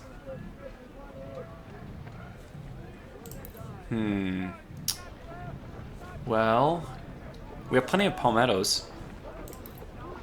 So we switch Phelps over. We could get 2 new brigades. So what I can probably do is another infantry brigade here. Using this one. We'll put them in with the guns, 2nd Division. Yeah, so this mainly costs a lot of money. You can see the cost will drop at some point. Now it's 874 no matter what, just for the guns. What do we have anyway? We have a lot of reboard farmers. Well, we have the recruits to do it. I don't feel like the Union ever has a problem with recruits. So what we might do here is something a little bit silly. We'll create 2 new divisions. One I'm just going to call fodder. They're going to take the reboard farmers, which, I mean, effective range 220, fire rate 34, accuracy 12.5. Let's just compare this with the Springfield. So 18 and 250, 18 and 220, so it's lower range. 40 and 12.5, 38 and 12.5, so it has less fire rate. And then the melee's off by 1. It's 89 for the reboard, but and 88 for the Springfield. But that's not really... Actually, you might want to charge more if you have these guns. So let's do it. We'll create a new division. They will be using the reboard. Let's get a different major. Is that the lowest one? Okay, so I guess you can get away with a captain of these guns, but you need at least a major for your brigades. Ulf Johnson asked, have I done politics? Is this what you mean? What do I want to spend? I don't want to spend 4 for 2,000. I'll spend 4 for 2,000 Harper Ferries, but not for this. I do like these 10-pounders. They are, in my opinion, the best long-range weapon in the game. Low on damage, but really good fire rate, really good accuracy. I don't know how cannon fire... I'm not very proficient in the artillery game, sub-game. So, let's see. Now that we got... Oh, yeah, now that we're going to get one more with the reboards. Yeah, we'll just apply that. So this is only going to cost... yeah, okay, yeah. Completely okay with it. 1,500 new men costing only 874. The cost is really going to be our main thing. Now, I might as well... I am going to eventually want these guns. So I might... How much are they going to cost? I might start buying them up. Does that increase the production of them? Is there some kind of supply and demand situation going on here? I don't know. Major Woods is... He's still injured, huh? Was he a major? Yeah, Nikolaj says 1,500 for 850 is this is very cheap labor. It certainly is. We probably should get another division even. And these guys I might make on the 1842. Is somebody using the 1842 though? Because what other gun do we have a lot of? I mean, the 1842, the Springfield is definitely the most prominent gun. Any veterans should be switching over to the Palmetto, though. Let's make this decision. So this will cost 15,000. Yikes. But I'm okay with this because what we're going to do eventually is pass on the palmettos to our new recruits. Nikolaj asks if I'm going to do cavalry. I'm not right now. Cavalry always routes. It's like so rare that you get to keep your... Well, in the way I play with them at least. I will want cavalry for crossroads though. Crossroads in my opinion is the hardest fight. But for first bull run, I think all we need is... I think we just need a lot of infantry. We're going to have to take the big hill in the south. Skirmishers might be a better choice. No, I think the guns from the distance and then using infantry to flank, we should be okay. Yeah, I think we're okay like this. Nikolaj says to dismount Calth and use as very mobile skirmishers. I've never considered doing that, but I think the cavalry guns are very short range, right? You either get some short range gun and a saber, which makes them really good at melee, or you choose a gun, but then they aren't very good at melee. And what is cavalry good for if it's not charging in and taking the guns? So let's see here. Palmetto, palmetto, palmetto, which means that we can add another one of fodder. But I'm going to make this one intentionally called fodder. So this will be the second fodder. Let's start getting some names in here. This will be my, let's actually move Lomas over here. Move Lomas back, Phelps. So I want them in the order of their veterancy. First, elite. This guy is the first gunner, because he's not as good at melee. First gunners. And Phelps is going to be, not that I'm a fan of Arsenal. Actually, I'm not a fan of Arsenal, but anyway. Phelps, we have, oh god. The first non-melee. Don't give them melee. Yikes. That's as bad as our recruits, I think. Yeah, it is. Which shows you the game really does a good job modeling experience. It models it so that, you know, if you go into melee, you're better at melee. I think that troops who are just veterans in general will probably be better at melee, but maybe that's modeled into their morale. And stamina. So maybe those things help. I don't know. Anyways, we got these guys on their reboard rifles, which is silly. And then we'll get the first fodder will be Springfield. So yeah, actually, let's switch these guys over to the Springfield.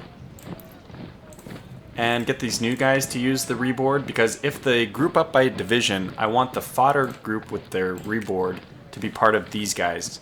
And this, they might have to stay and hold their ground to cover the guns. So that's why we'll do it this way.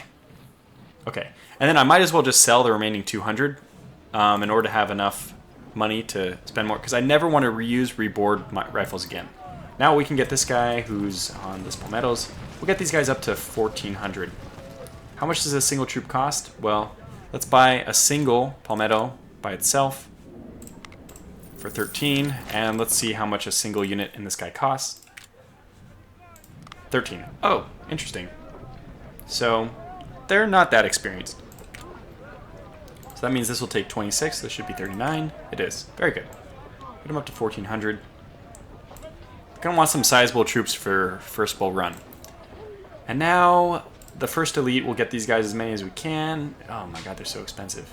Can we get them up to 1100? Oh no. Let's get them up to 900. So we gotta do the first gunners as well. Okay, 900 as well. Like so. So we have 900, 900, 1400, and the fodder, and then we have just enough for the other fodder using the reboard. Yes. Create. Perfect. And these guys will be not a force, but the first fodder. Whoops. Spelled correctly.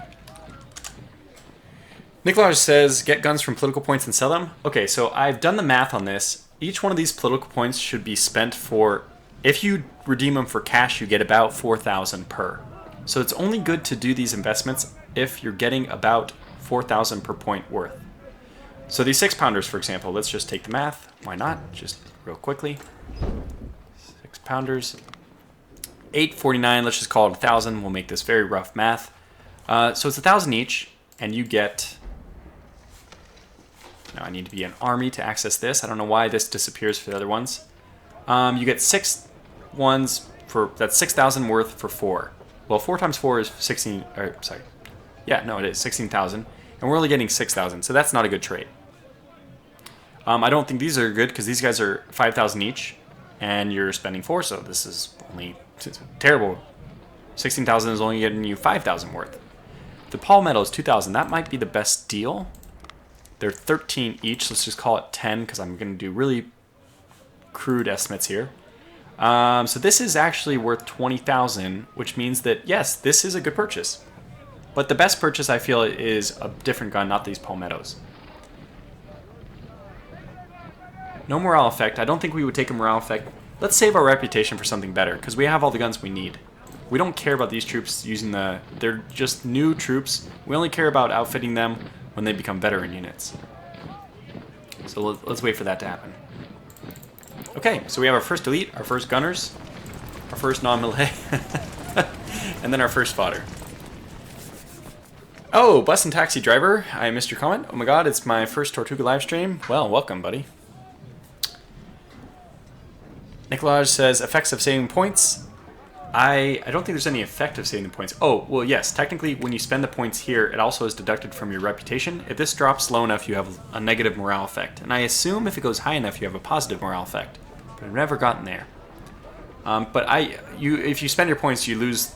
I mean, you don't have those points to spend in the future. And some things can cost up to 19. So it's nice to be able to have those in the bank when we need them. We don't really need them. I think we're going to be okay with just this last thing. And this will probably be my last battle before I call the stream to a close.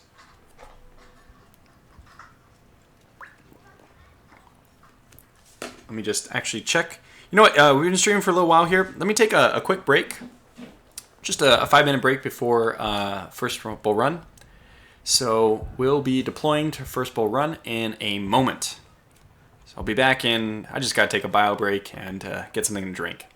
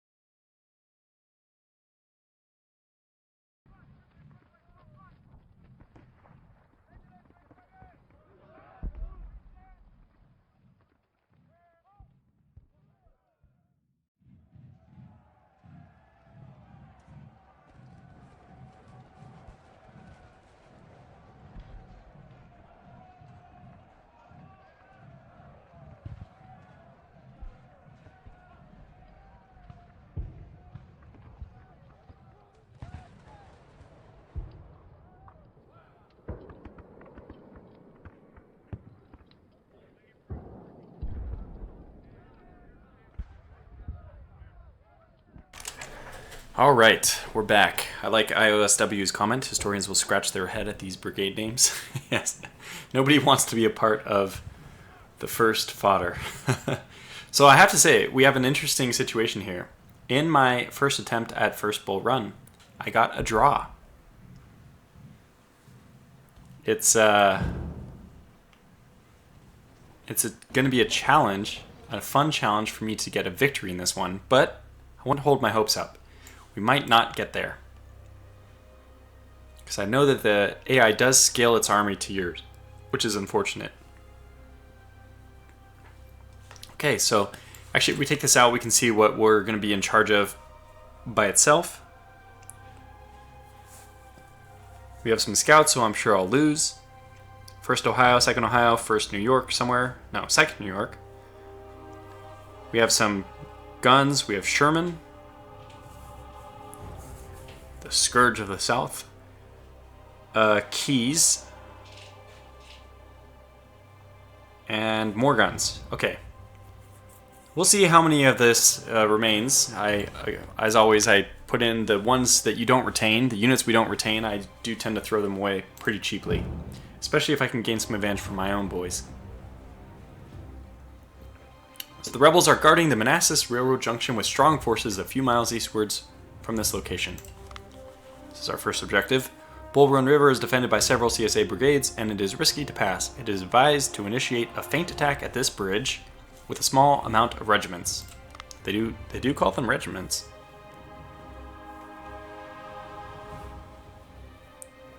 Our main force can pass the river from this section and attack the left flank of the Confederate Army. And if we act fast, we get to control this. This is the ultimate objective. They will have reinforcements from the south. We'll move eastward to deal with the final blow. Fine. And this is the first part. This attack, they suggest a feint attack, and then I expect that they want you to go up through this little pass. But we won't be doing it that way. We're just going to bum rush the stony wall. Okay, we'll get to, yeah, I get it. Reinforcements will come up from there. Keep the rebels busy until then. I actually plan on taking this.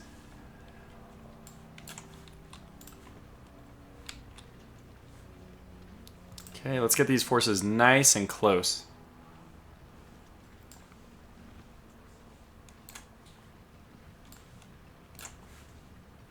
Okay, you haven't been given an order yet, so you're going to split down the middle. That'll probably be the one who actually has to charge the hill. Good luck to him. And you've been given an order? Who have I given an order to? You're going there, so I need the other one. There. Yeah, you are going to set up right here, because you're going to want to shoot that direction eventually. So we'll put you right here. That'll, I think, give me enough time. I'm not going to run them because all their endurance, their conditioning is going to be needed in a moment when we charge the hill. But I think we should be able to take this. That was my experience.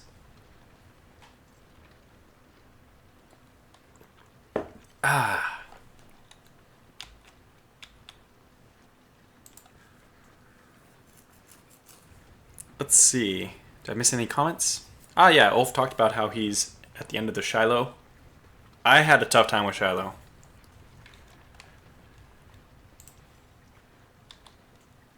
And IOSW finished Antietam as a CSA. I'm interested in knowing... I haven't played as a CSA yet, but I heard some people saying it's actually easier. I guess that would make sense in the very beginning of the game. Okay, so we're taking fire. Ohioans are going to start doing that thing. I want these guys to support with fire. And actually, what we'll have is the New York. They'll stand and fire from a distance. And we'll get both the Ohioan brigades to charge the hill. We're going to start just by firing first. Actually, I want... The second Ohio will probably be the group that I charge first. So we'll kind of get them like this. Because even loading and firing your gun takes a little bit of conditioning. So we're going to put both of these guys into fire with the Tigers.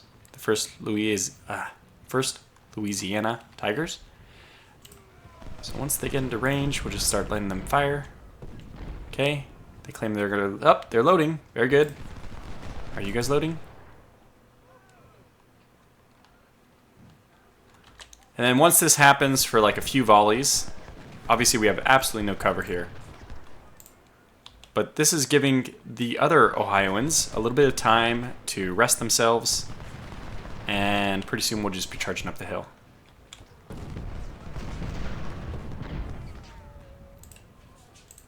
So you can see their conditions down just from reloading. Maybe one more volley, on the next one we'll move.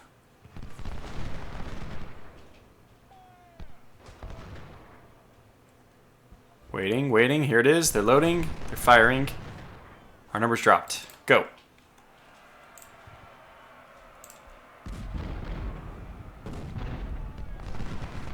Charge. Okay, now the second Hawaiian's taking some punishment, but they're under cover. And here comes them hitting the wall. And there it is, they broke, so now everyone charge. In fact, the New York, I don't think we'll be able to get by, but if we could, it would be good for us to even get by to the artillery in the back there. So the second Ohioans have already routed, but the first Ohioans, I don't know how to say that. Not really sure how you'd say that, but let's get everyone to try. Oh, damn it! I double clicked, so they're not going to do anything now. Oh god, the first ones are routing already as well. Well, this is certainly not going well. I might even restart this. Okay, our reinforcements have arrived. Let's see. I'm gonna get these guys down here as fast as possible. First elite here. First gunners here. First non-melee, I guess here, and first melee. Oh, first fodder, otherwise known as the first melee, down here. Tortuga, I'm gonna work you. Ah, damn it, this is the first gunners. Damn it. First gunners here. Tortuga. Let's get you to slowly creep along, otherwise you will outdistance them, and we don't need you to do that. Okay.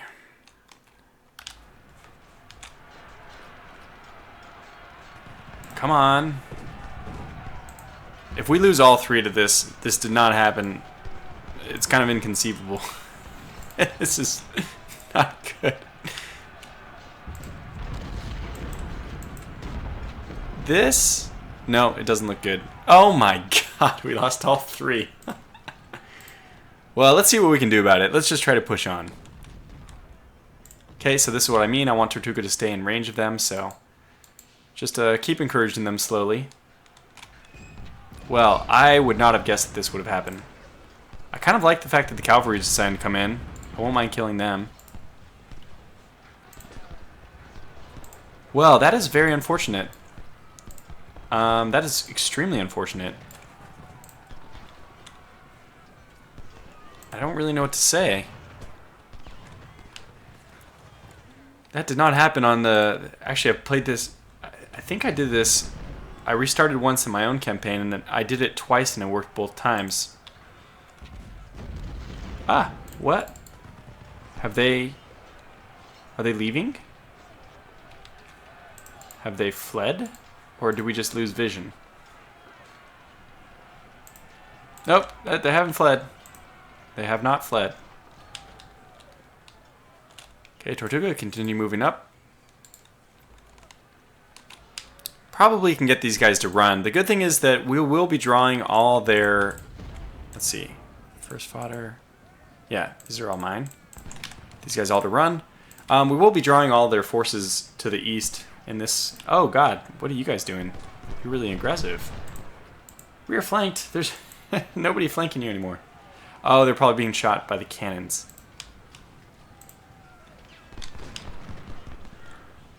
Well, like I said, we'll just have to win the day another way. Let's go everyone. Get your butts moving. And okay, Scales, you're gonna be the long range guy, so you're probably okay to go. Yeah, what's the best thing down here? I think we'll have you go over here. And Woods, you'll be put up nice and close, so we'll put you here. Okay, let's stop our run.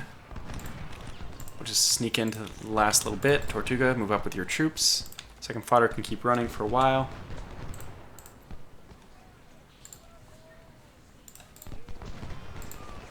Very surprising that we didn't take that.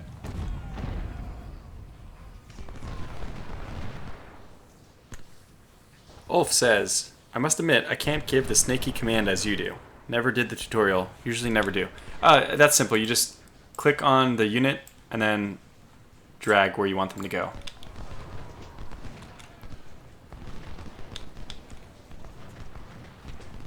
Although I usually use control click and then I hold down the right click button so I can place the direction I want them to go.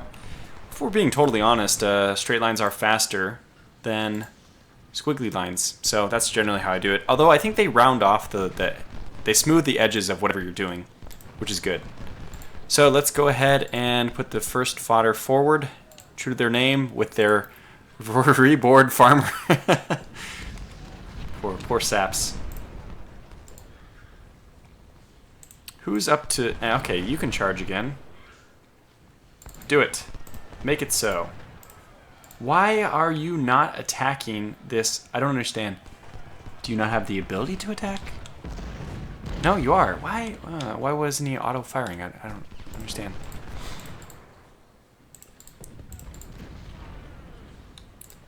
Aha! Well, if you're coming in, you're going to be coming in at the run.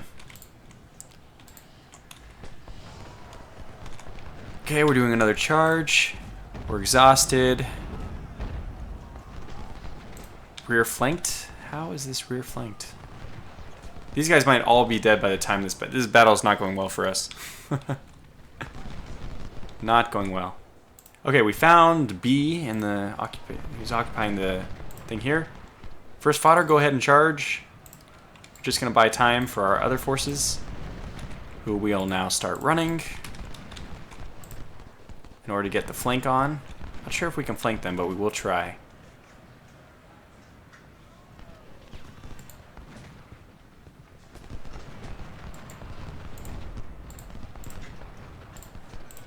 Keep going, gunners, actually. I wish they would have kept going. So our first fodder should be decent at... Oh, God, they routed very quick. Tortuga, come. Come, my friend. Join. Okay, we're contesting Matthews Hill. No, we're not doing this. They have reinforced here, in fact. We are in danger of actually being pushed off entirely. Well, this is interesting. Which means if we're being routed in one area, we have to push harder than the other. Okay, the rebels withdraw. Is that the time? I didn't see how much time it's been. I'm doing absolutely terrible. Just absolutely terrible in this one.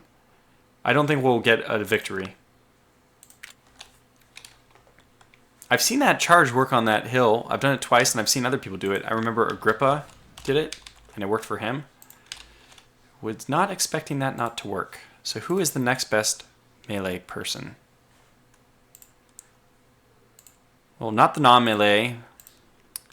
Not the gunners. Actually, the gunners do have this stamina, though. We probably have to send our elites in, which I really don't want to do. Oh, are they retreating, though? This could be the moment. Rally them. Okay, Scales, we actually need you now to... This is a little bit strange. Way ahead of ourselves, but... Woods and both you guys over here. So we have better fire at the ultimate objective now. And let's get the first non-melee to actually take... This is a little bit strange, but actually we're going to take that on the run. Hide this. How are we doing over here? Should have other reinforcements. There they are. I neglected to move these guys for quite some time. Run. Let's get these guys to move way forward. We butchered this one, I have to say. I'm not very impressed with my own action here. Try to salvage it.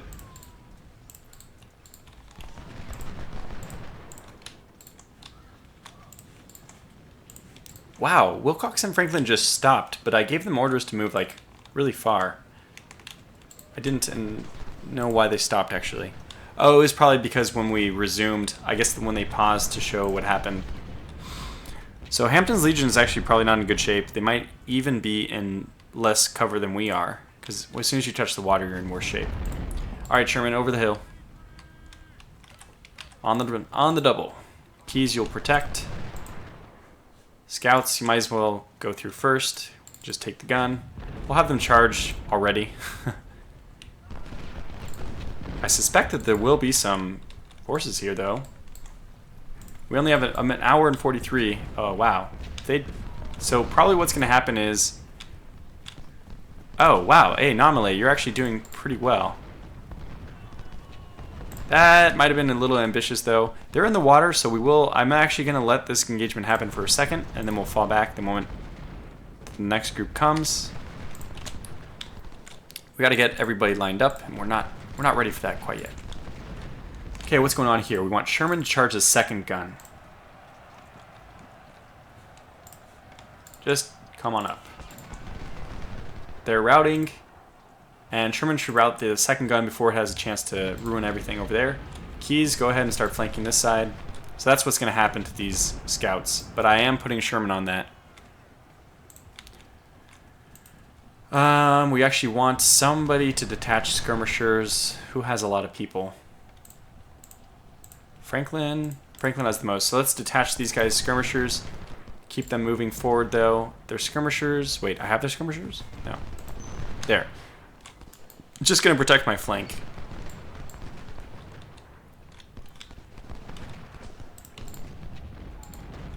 Usually the guns are the ones who run out of ammo. Tortuga's pretty advanced. Oh! We need to advance.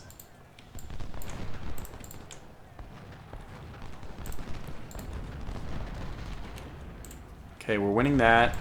Oh, shoot. Can you guys deploy in time? No. We're dead. Dead over there.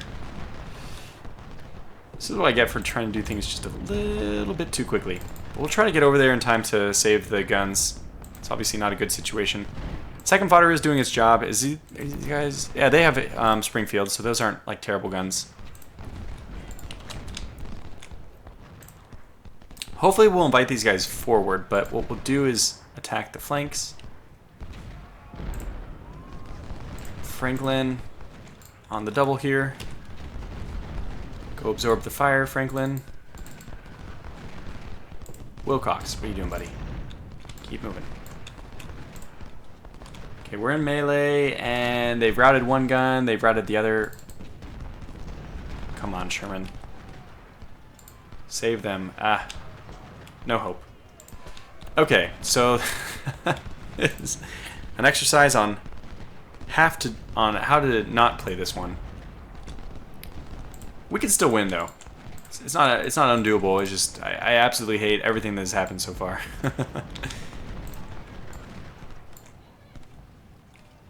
Might as well advance over here. They're not guarding the bank from us. That's just to prevent the same thing from happening. I normally am good about protecting my flanks. I just didn't expect that it could squeeze in there. Difficult. Okay, so what the hell is going on? Well, who cares? We don't care if we get that or not. The main thing is get across here. Franklin, you. Step up. Play.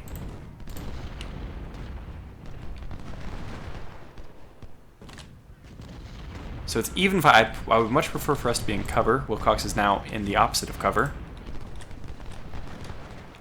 Franklin has no conditioning, so this might go poorly. Let's get our guns to focus on B. He's already been routed once, so he should be a little weak. Okay, good. So we see Stewart doing what I was fearing might happen. Why did my gunners not just completely destroy him? We might have. I don't remember what his starting number was. And the supply wagon is welcoming. It's just like, take me. We no longer want to be part of this. Wilcox is routing over there. Let's get a first fodder to at least hold. They have decent guns. No, they have the reboard, but whatever. Okay, Sherman. We have no guns anyway. Good God, these guys have routed literally every gun we have. Oh my gosh. That's okay. I'm just gonna push on because I don't have enough time. I literally don't have time for this.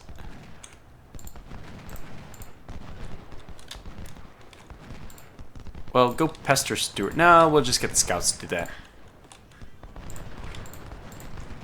Okay, first fodder. Keys is routing. Scouts, I have another job for you. Which means, Franklin, I do need you to still hold this flank. First gunners, go ahead and advance on the objective. Why not? This is what you want to use them for, is to sneak in. They'll probably be flanked, so we're just going to kind of probe up this hill. First non-melee, let's get you to engage B.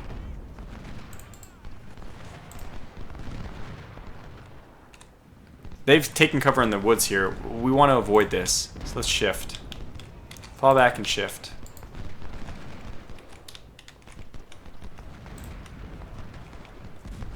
Flanked. I didn't expect that to actually be able to hit me. Oh, okay. Stop the run. B is going to be up here too slow, I think. Yep, they are firing up here. Nathaniel Forrest is what IOSW says. I'm just really embarrassed. I hate playing poorly. I feel like we've done a nice poor job on this one. Okay, those guys have finally been routed. These guys have been taken. Very good. We need you over here now. Can still do this. We just need to push the flank. Okay, let's get one unit routed at a time. First fodder's now fighting. They're fighting. That's a good spot. Keys, we need you up here. Howard, let's go. Move. We can do this. Okay, B is definitely fleeing. Why are we weird? Okay, you know what? First non-melee. No, we don't want you to melee. So you charge up the hill. First elite. Just put you right on this hillside. Maybe we can flank the 3rd Virginia. Get flanking to move forward. This is just to absorb fire. Oh my god, first fodder. Fall back to this position right here. Yes. Yes, that's much better. On the run, Keys. We need you right here. Sherman, what's your conditioning? Not good. So... Oh, we killed Beauregard. Okay, well, that's something. He was a pretty competent general. Rear flanked. Okay, well, just charge these guys. We need skirmishers. These skirmishers, that's exactly what they're there for, is these guys. I will give up the scouts. No, let's not give up the scouts. Get the skirmishers to deal with them. That's what I prefer. First lead is firing at them. Non-melee, get up here. Okay, so we're now attacking them. This, just a disaster over here. Wilcox, let's go move. Keys, keep pushing. Oh, you're attacking 3rd. Yeah, they're just in the wrong spot. Once Howard gets up, I'm going to charge across. It might be a bad idea, but we can attack these guys from the flank as well. Second fodder is probably the next up to charge, unfortunately. Okay, the charge is beginning. It's probably not going to make it. Their morale's only 73%. We might be able to make it. Just need to hit Bartow from the... Oh god, they're flanked. How are they flanked, actually? They shouldn't be. They're charging into the guns. That's not great, but that shouldn't be flanked. So we're on even footings with B up here. Let's get the first non-melee to charge up, so we need more guns firing quickly. Okay, we are fighting off Lynchburg from Virginia. They've charged and are routing all our forces here. Not good. Extremely not good. I don't care about this flank, though. Our objective is this. If we can take this hill and then we have to defend it from every side, I'm okay with that. It's bizarre. Okay, these guys need to get closer so they can actually be involved in the fight. Well, looks like Scales has better range, but we'll move them all forward. Okay, Franklin did, I assume, route those guys. I see them down here. So if I can see them and it's not in the fog of war, I assume that means they're routing. Okay, first fodder, how are you guys doing? I don't know what you're doing, actually. Keys, Wilcox is... Ah, okay, that's... Why don't you charge... Oh, you don't have any ability to charge. Oh, Sherman! Good God, charge him, man. Wilcox, why don't you go ahead and just... This is weird. We're going to take our own defense against them. Franklin, not enough to really do any charging. Let's go. We need to flank them. And there's some guns down here, I think, so we'll get the scouts to go probe. We'll actually get the skirmishers to help probe as well.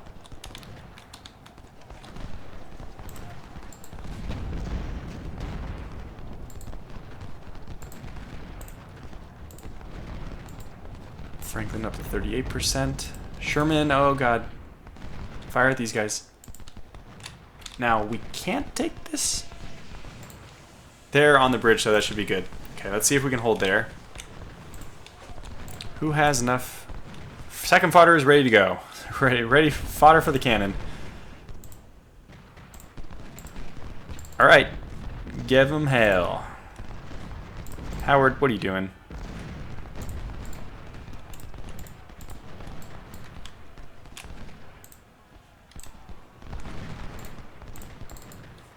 Charge that.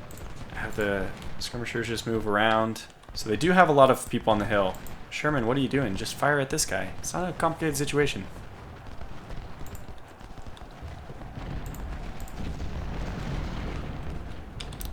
Okay. Have they made it? They're in melee? Or this unit already routed, so we're no longer able to fire at them. Okay. Franklin, 34%. Go ahead and charge anyways. This will just... Oh, damn it. So we ran out of time.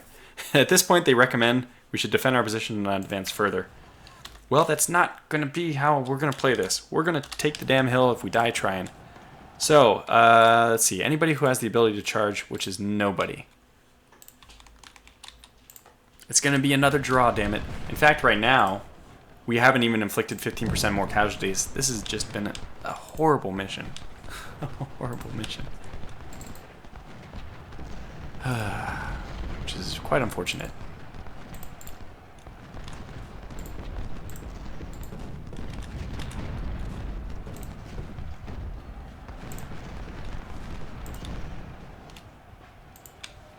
That cavalry routing 4 of my guns is just insane.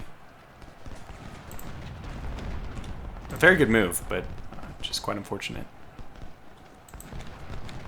So we'll have the skirmishers delay for us.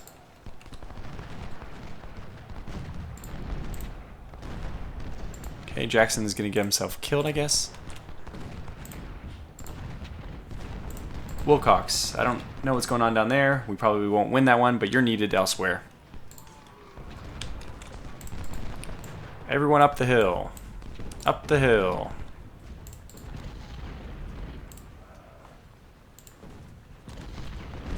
We get Howard and Franklin on the double. Keyes on the double as well. And the idea here is to let Wilcox flank. Okay, stop. Good. Oh, wow, we actually found the guns. Yeah, we will fire at this.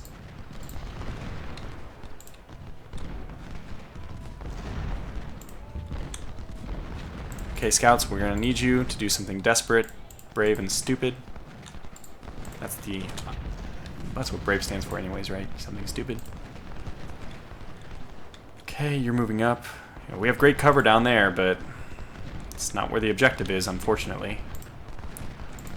Sherman, can you at least try to get into that area there on the double? Yes. Okay.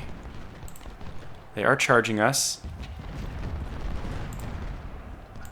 We might be able to take it, by golly.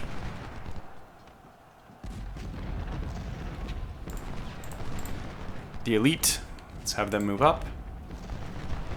I think we're winning that one. Their number's dropping faster than mine. That's the only way I can tell these things. Oh, God. You gotta stop cock. Gotta stop cock, Franklin. The scouts get through. If they don't, you have to stop cock. Maybe Sherman can stop cock. Okay, are they gonna fire in time? We routed. Okay, but that's fine. We're willing to sacrifice those skirmishers for a chance to get to the objective. Howard, stop where you are. Keyes, let's get these guys to stop running. They're actually in good position here. We've made it to this. First fodder, just hold where you are. Let's get organized. Wilcox move south. We're doing well on the left flank, even though that's where some guys are routing, but that's fine. Franklin's actually pushing in. Is he charging the tigers? I can't tell. Big furball over here. Sherman is being attacked in melee by skirmishers? Is that what's happening? I can't double click on them. There it is. Let's engage in that. That'll prevent us from being fired at as well. Okay, go. Wilcox, you're in charge of taking care of them. Keys, you'll take care of them. Can we get there? Franklin, get in there. Hold that defensive position. We might be able to do this. It's possible. It's not looking good, but it's possible.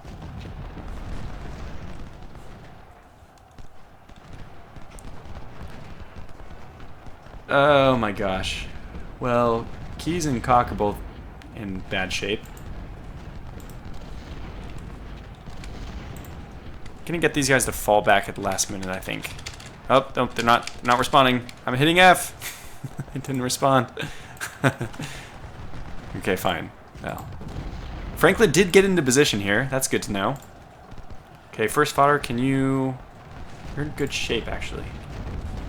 Wilcox, we'll go ahead and turn you this way. That group of 150 skirmishers routed Sherman. Are you kidding me? It's amazing.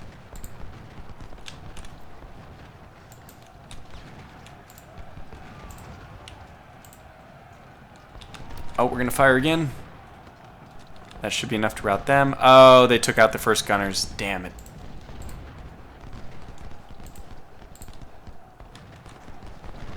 Okay, well, that's quite unfortunate. Where is Tortuga? Did we lose him? Oh, he moved back. Nope. There's no retreat in this one. Franklin. I can't get Franklin. I can only get second fodder. Let's try to retake that. If we can take that position, that's the... Okay, so it's a draw again. Ah, so frustrating. I don't even want to see the casualties. Ah, we barely took less than them.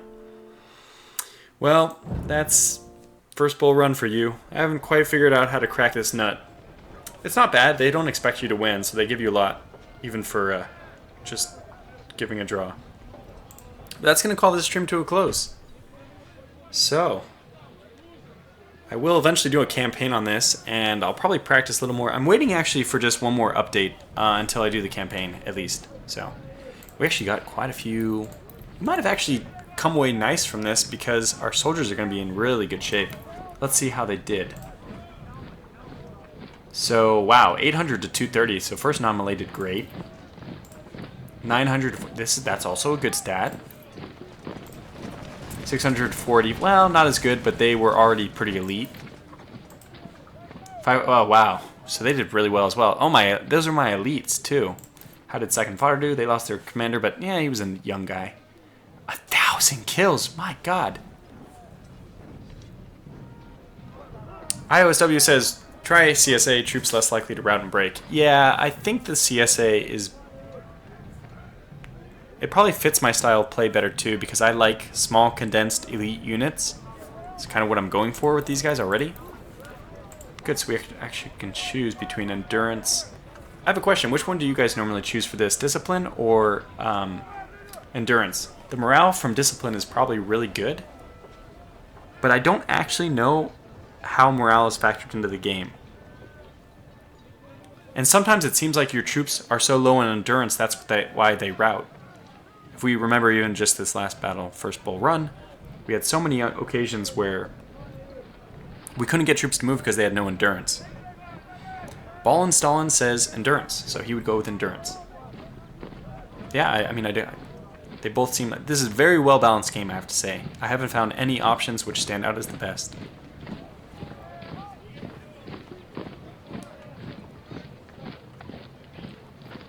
Ulf says good night and thanks for the show.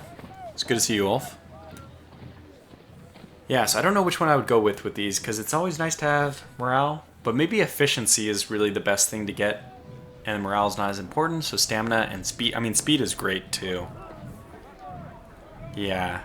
This can help you flank, which means that... Basically, this is better if you're in an entrenched position, but this is better if you're on the field and moving, so you can better flank. Things like this.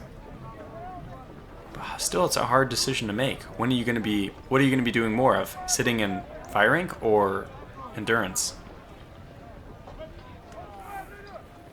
Ulf says end. I guess that means endurance as well. Okay, so we'll go with... Wait. This is my non-melee, though, so I'm actually going to go... Despite all that I just said, I'm going to put these guys not into melee. I'm going to do discipline. Ball and Stalin says, my logic is you can get to better positions. I completely agree with you. I think for all my other units, I will be doing the endurance one. But just because this is the first non-melee, it's kind of a ideal unit not to put with endurance.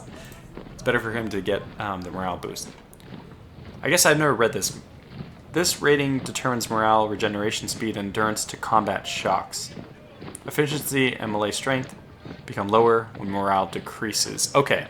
And you do see that morale, yeah, so Evil Twin says morale also influences every other stat. So this is very important for when you're actually gauging in those fights.